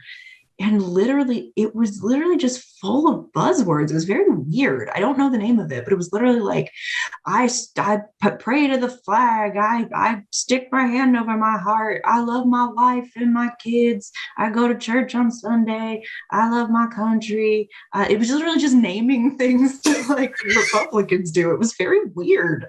I was so confused. And I was like, and then the main chorus was like, don't tell me not to love my country and my God. And it was like, no one's telling you that. What are you talking about? It was very weird. So like the overlap of like religion and patriotism into country is very weird. And I do not like that. Yeah. That can get the fuck away. But outlaw country, give me some Dolly Parton, give me some Johnny Nelson, Cash. Give me some Johnny Cash. You can get the fuck away from me, Luke Bryan. Yeah. Like that's kind of where we're at. Yep. So anyway, but so we do like different things, but one thing we do have in common is shifting drastically. Broadway show tunes. We love show tunes. Fuck yeah, I love a show tune. Dude, honestly, I get mad when people are like, I don't like Broadway. Like, how can you not? It's so fucking fun. I don't get it. Like, people don't really burst into song. I'm like, you've never lived with me. Like, I burst into song all the time. It's part of it. I sing shit that I do. Like, I don't know who I want to meet someone that doesn't do that because I know a lot. Most people I know do that. Really? Nathan doesn't. Nathan is like aggressively neurotypical and it drives me insane sometimes. Nova too. Nova doesn't do that. Weird. Because I asked Nathan once if he says that there are times that he doesn't think of anything, but there's nothing on his brain. Our spouses are very similar and we are very similar and it's hilarious. He's like, there's sometimes I just don't think about things. So it's like, what do you mean you're not thinking about anything? And he's like, no, I'm just sitting here. That reminds me of that Taylor Tomlinson comedy sketch where she was on a date with a guy and she was like, has anything like ever happened to you? Like, is there anything that's, like he had to think about it.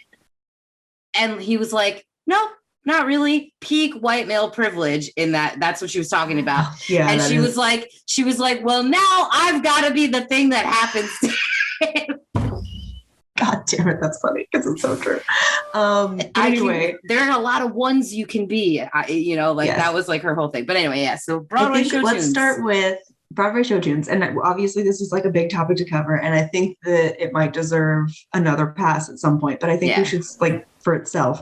But I think let's start with what are our favorite ones. Let's go ahead and do that. If you had to, what's the one you always put on? What's the one, like you're in the car, you're like, I want to listen to some show tunes. What's the one you put on? Currently, it's 6.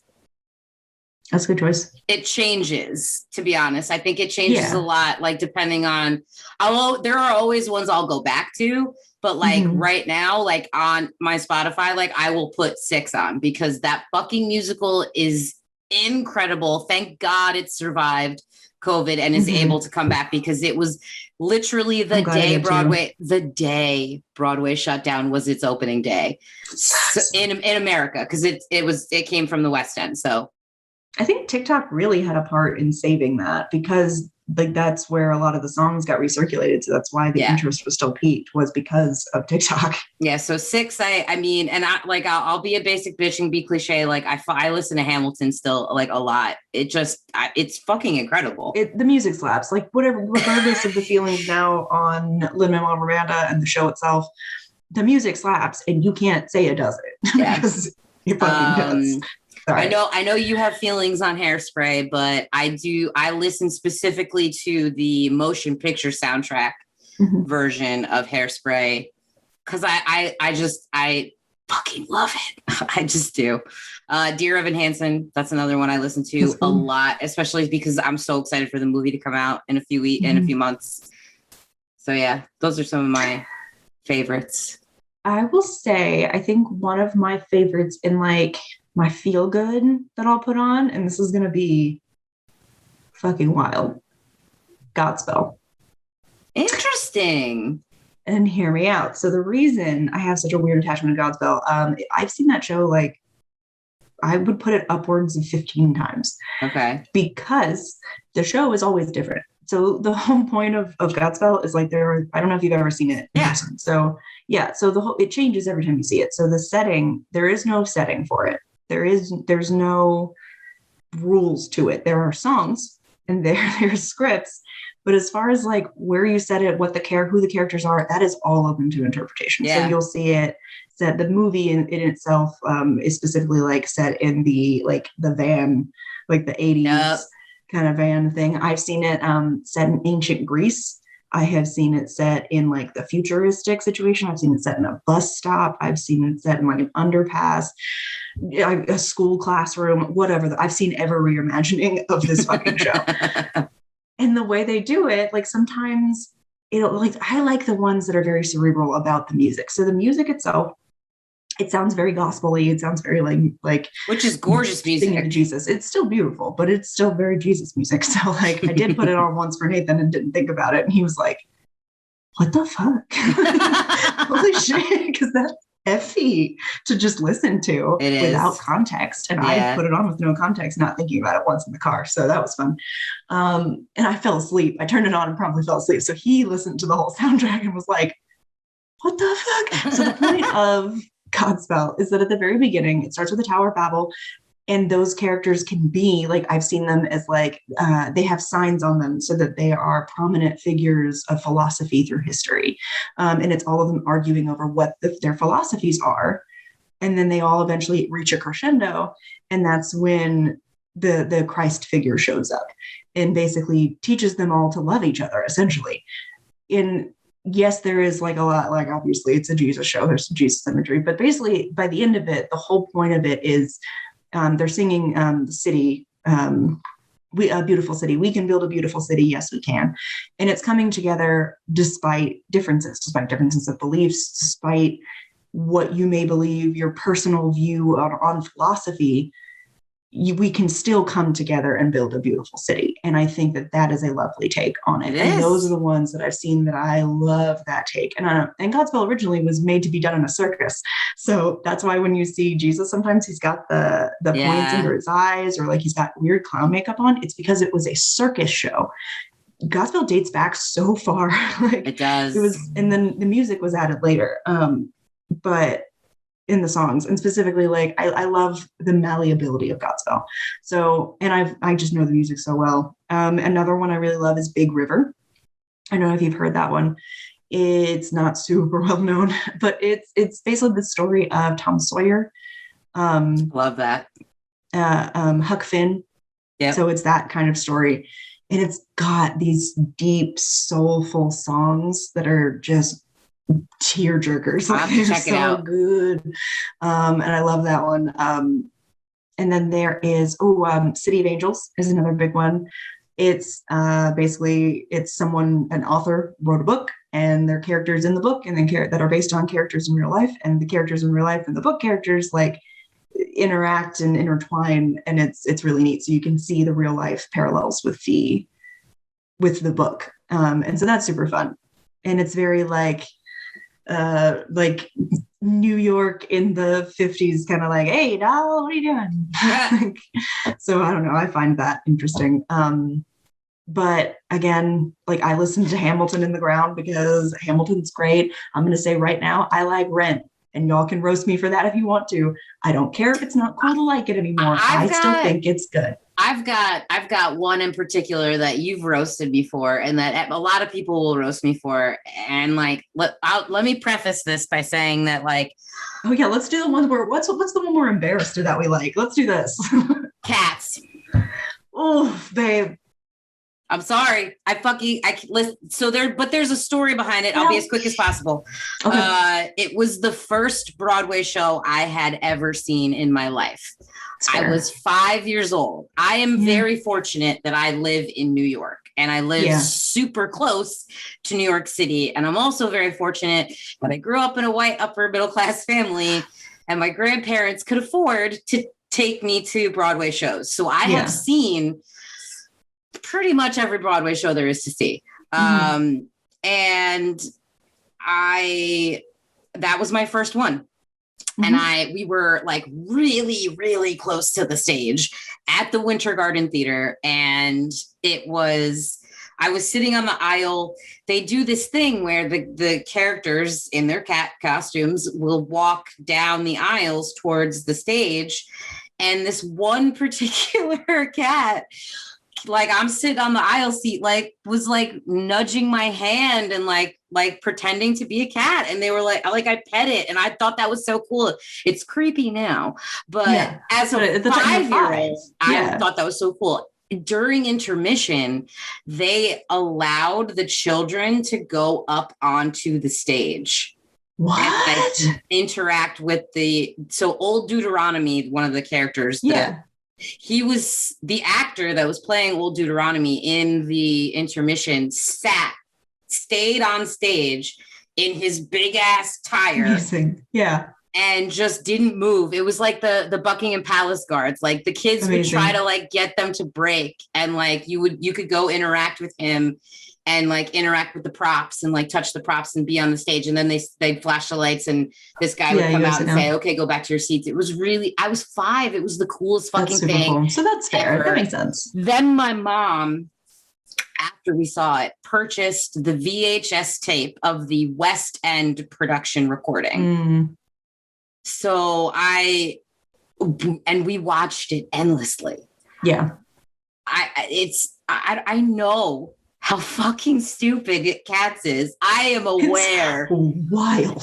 It is an acid trip. Like, I don't get it. What the fuck is a Jellicle cat? Like, I don't know what Andrew Lloyd Webber. The cat space heaven, Nicole. I don't know what the fuck Andrew Lloyd Webber was smoking. And I know that it's based off of a T.S. Eliot poem. God, it's fucking dumb. Cocaine. That's what it was. It's so fucking horrible, but I love it. That's fair. I will say, so my guilty pleasure is, we've talked about this before, my guilty pleasure is Legally Blonde, the musical. I love it. I love Legally Blonde musical. I do. I put it on a lot. So MTV, and again, I think I have like a weird thing about it because MTV filmed it. So I had never been to a Broadway show growing up, but I loved theater and I had always dreamed of going to one. And then MTV streamed it. They streamed, and Legally Blonde, I will not fight about this. Legally Blonde is one of the most amazing movies. It is. It's fantastic. So when they were like, we're making a Legally Blonde the musical and MTV is going to stream it live, like that was fucking insane to me. It was the coolest thing that had ever happened to me ever. I like cleared my schedule. I was so excited. I watched it when it was live, and then like I watched it. They put it on YouTube. It's still there. You can go watch it. And I watched it on YouTube over and over. And I still watch it on YouTube over and over. I still think it's so good. It's so funny. The songs are dope. Like, I love it. And like, no one can take it from me. Like, I don't care. I know people are like, there are parts of it that they don't like, and I get it. It's totally fair and valid. I'm still going to watch it though. I've never seen Legally Blonde, the music. I've never seen it in its Broadway production. I have seen it done by other like smaller theaters. Yeah. I saw at one of the summer camps I worked at, they put that on as the musical for the summer, and it was adorable. Mm-hmm. And the girl that played Elle was, God, I hope she's doing something in theater, because she was fucking fantastic. It's not that I don't like it. I think it's adorable. And the songs are fucking boppy as hell, and they slap, and like, it's cute. It's just, my thing is, this is, as many Broadway shows as I've seen, I've never seen like the very typical, I've never seen Lion King. I've never seen Little Mermaid. I've never seen Beauty and the Beast. I've never seen Aladdin. Very specifically, I will not see a Broadway show that is based off of a movie that I like. Because, especially Disney movies, because I know those Disney songs and those Disney movies the way that I know them, and I don't want any other outside. I've heard Broadway versions of the songs, and it freaks me out. I don't like it, because I like the Disney version, like the movie version. Yeah, but that's fair. I also very much love, I like Rent unironically, so like, you're not alone. Yeah. Fucking, like, if anyone, you're a monster. For real, I threw that on, like, it came up on my shuffle the other day. I had not heard this song in years. Fuck, and that song gets me hyped. Kicked. Yeah. The second it was like Gentlemen, and I was like, oh, my brain like we just gathered here to say our goodbyes. Every goddamn word in that song. It just came pouring out of me. I had no control over it. Like, that's one of those songs. Love it. That's one of those songs that I had a very visceral reaction to. Like, that song, if I'm in like a type of mood, I'll put that song on, because it gets me fucking fired up. It does. I'm like, I want to go fuck up some people. I want to go eat the rich. Like, it makes me so happy. It's so good. If you don't like Rent, I don't know what to tell you, but I'm sorry. You're like, wrong. I get it. It's cringy to like it. Nah, you're wrong. If you don't like it, you're wrong. There are some, so I've seen like so many of them. We only have a few more minutes. Let's talk about ones we don't like, because I think that's spicy. That was what I was just going to say that. I was like, let's talk about the most overrated Broadway show that I fucking hate, that I'll get a lot of hate. Phantom of the Opera. Babe. I fucking hate it. It's overrated. It's like Nirvana to me. Nope, it's terrible. I can't stand it. Why would you do that to me with the chandelier thing? I was like 10, and that fucking thing just came out, and I was traumatized. Okay, it's not. I can't look at a chandelier the same way. I can't look at chandeliers the same way ever again. Also, I just think it's overrated. I think there are way better musicals out there, and people hype that fucking musical up so goddamn much. I saw it at the Fox in Atlanta, and it was dope. Toxic and weird. But I like it. It's creepy, and I don't know. It is weird. Creepy. Oh, I'll give you that. It's creepy. People romanticize the Phantom a lot, and it's like, no, that's abuse. There are so many goddamn red flags. Stop it. Like, it's like, okay, the same. 50 Shades of Grey. You read. Don't talk to me. The newest one just came out, like in his perspective, the final one, and I consumed the fuck out of that. Of course you did. Listen, I don't think he's a good dude. I never said that. I know he's terrible, but anyway, yeah. Phantom of the Opera is the fucking most overrated bullshit ever. Sorry. Sorry, not sorry. All right, fine. Then I'm gonna hurt your feelings. So here's my hot take. I fucking hate Hairspray. I need to know why. We've never actually discussed why. I think it's because Hairspray it was basically like in my high school. So we had a theater program that was broken into like straight play and musical theater. Straight play obviously just didn't have music. So I was always in straight play because I can't sing. So I was always in straight play.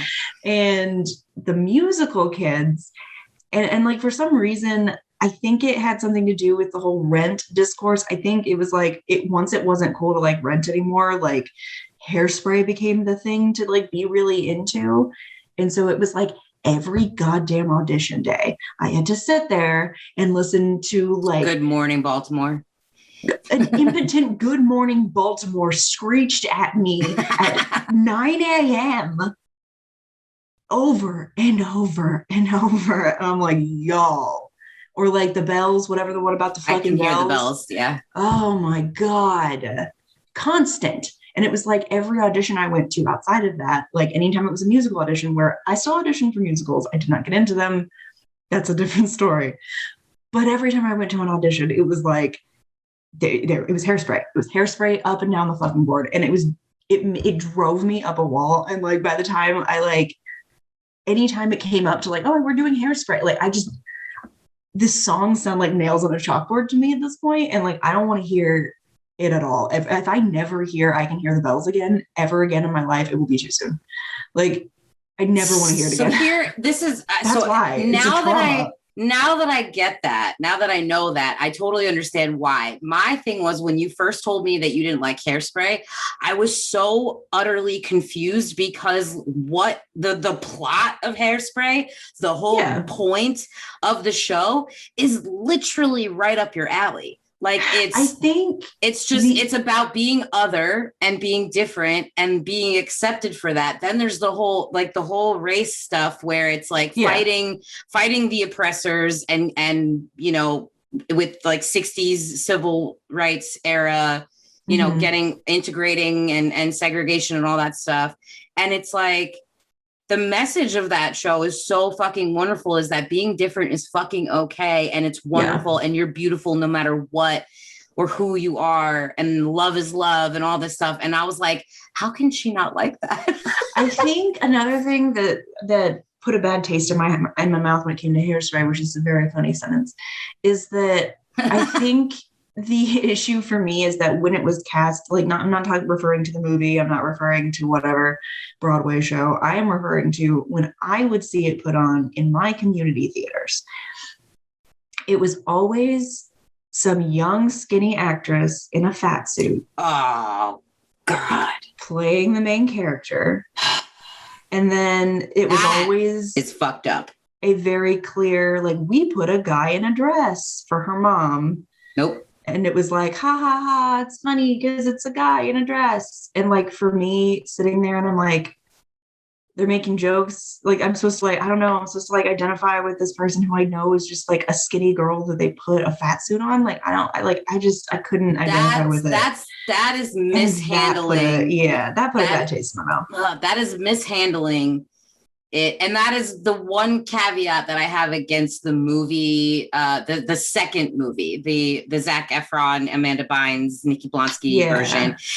The only problem I have with that movie, their version of it, is that they did not use an actual trans woman or a drag queen, because the original iteration with Ricki Lake as Tracy Turnblad had the incomparable Divine as Mrs. Turnblad, and that is okay. That is not you just dressing a dude up, and that's not okay. No. Divine and like making the butt of the joke. Yes, ha, it's a dude. Yeah, no, that is what the original movie did was absolutely right. Divine was perfect, and what they did later on in the Broadway shows, Harvey Fierstein was like the Broadway original, and Harvey Fierstein does drag. Like, it's okay because they are either trans women or drag. Like, that's okay. Yeah. When they did the movie, the remastered movie with all those people I just named, it was John Travolta. Yeah. And that, while he was fantastic, like he was good. I liked it. It just, that's the only part that I did not like, because it felt very wrong. It felt very wrong to specifically, and it did what you were saying that the shows that you've seen did, was make it like the weird butt of the joke that it was a man dressed up as a woman, and I hated that. Yeah. And I think that put a really bad taste in my mouth when it came to Hairspray in general. I get it. So like, every fucking time I even still like think about Hairspray, I'm like, oh. And like, honestly, just people can't be trusted, because like there are community theaters putting on Hamilton and shit and casting white people. All white people. A lot of these rules of being like, it's fine. No. I think like, that's it's fine. We've talked about that, like when it came to like, so when it comes to like casting roles, especially if it's a show, like if you're casting Rent and you're casting like Angel and you're not doing it right, I'm gonna fucking lose my mind. Like I'm just gonna lose my mind. They're the specific, like the people in Rent being the nationalities that they are is important. It's part of the story. If I ever saw an all-white cast doing In the Heights, I would fucking burn the place down. Oh man, don't go to Brookwood High School. I'm gonna name drop that shit right now. They had a white version. They did The Wiz with white people. Oh, my middle school did that. Y'all can't stop doing that. There Do was Godspell one. again. Listen, my middle school did that, and there was one black girl in the show and one black guy. The Lion and the Wicked Witch were the only two black people in the. Stop it. Yeah. Ew. Yep. Not the Wicked Witch. Dorothy was a very white girl. The Glinda was an extremely white girl. Like, so Glinda was a white girl in a pink dress, and the Wicked Witch, remind me, was a black woman in a black dress, I'm assuming. Greenish black, yeah. Cool. Yeah, fuck my middle school. The fact that they even thought that doing The Wiz was okay is just not, no. Also, just don't do it. You have every other show. Yeah. Dreamgirls, fuck out of here with Dreamgirls. Don't ever let me see an all-white cast doing Nope, you can't. Don't do it. And when people, it just makes me so mad when they do, because it's like they think that this is okay. And I'm like, no, this is not for you. You're allowed to consume it, but you're not allowed to do it. You have everything else.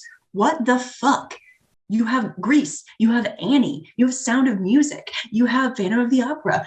I could go on. Literally, Oklahoma musicals. Music Man. Music Man. That's a good one. That's a sad one. Miss Saigon. That's a sad one.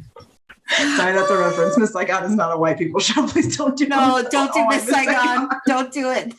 Those are a Schmidt, New Girl, Long Island reference. That was a reference. But anyway, yeah, like absolutely. Like you have all of these fucking shows to choose from, and you're like, no, I want to do Raisin in the Sun. I'm sorry, that's not a musical. It's a straight play, but I've seen people trying to do Raisin in the Sun with white people. What is wrong with you? You have everything else. Oh my God. Like, use it. Use everything. Little Mermaid. Fuck, go into Disney. It's fine. Do Godspell again. There's so just stop Bitter on the Roof. That's also terrible. Let's talk about that for a second. My middle school did that too. Why must you? Can I say though? I gotta give my middle school props only because I grew up in a very heavily Jewish area. Every single actor on stage was actually Jewish. Okay, that's fine. That's fine. Literally, I'm not kidding you.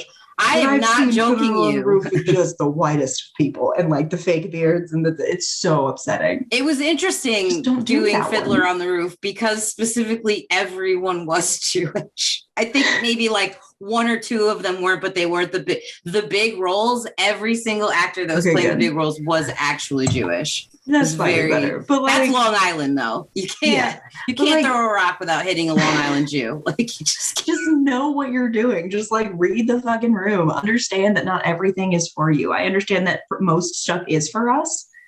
This stuff isn't, and that's okay. But you should absolutely consume it and watch it and patronize it because that helps further, like. Absolutely go see the show and go buy tickets, go like help with like advertising or whatever. Can you be in it?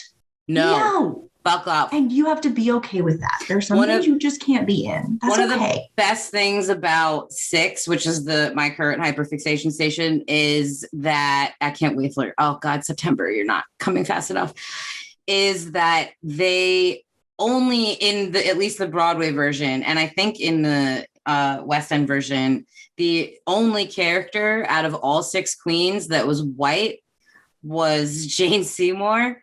All of the rest, every iteration of it, the traveling companies, the Australian version, like the West End, the Broadway, the Chicago, all of the different companies that have been doing Six, every single one of the queens are like multiracial. It's amazing. Fucking amazing. See, it's like, you know, it's what Hamilton did. It's why Hamilton did it. Like it's, you know.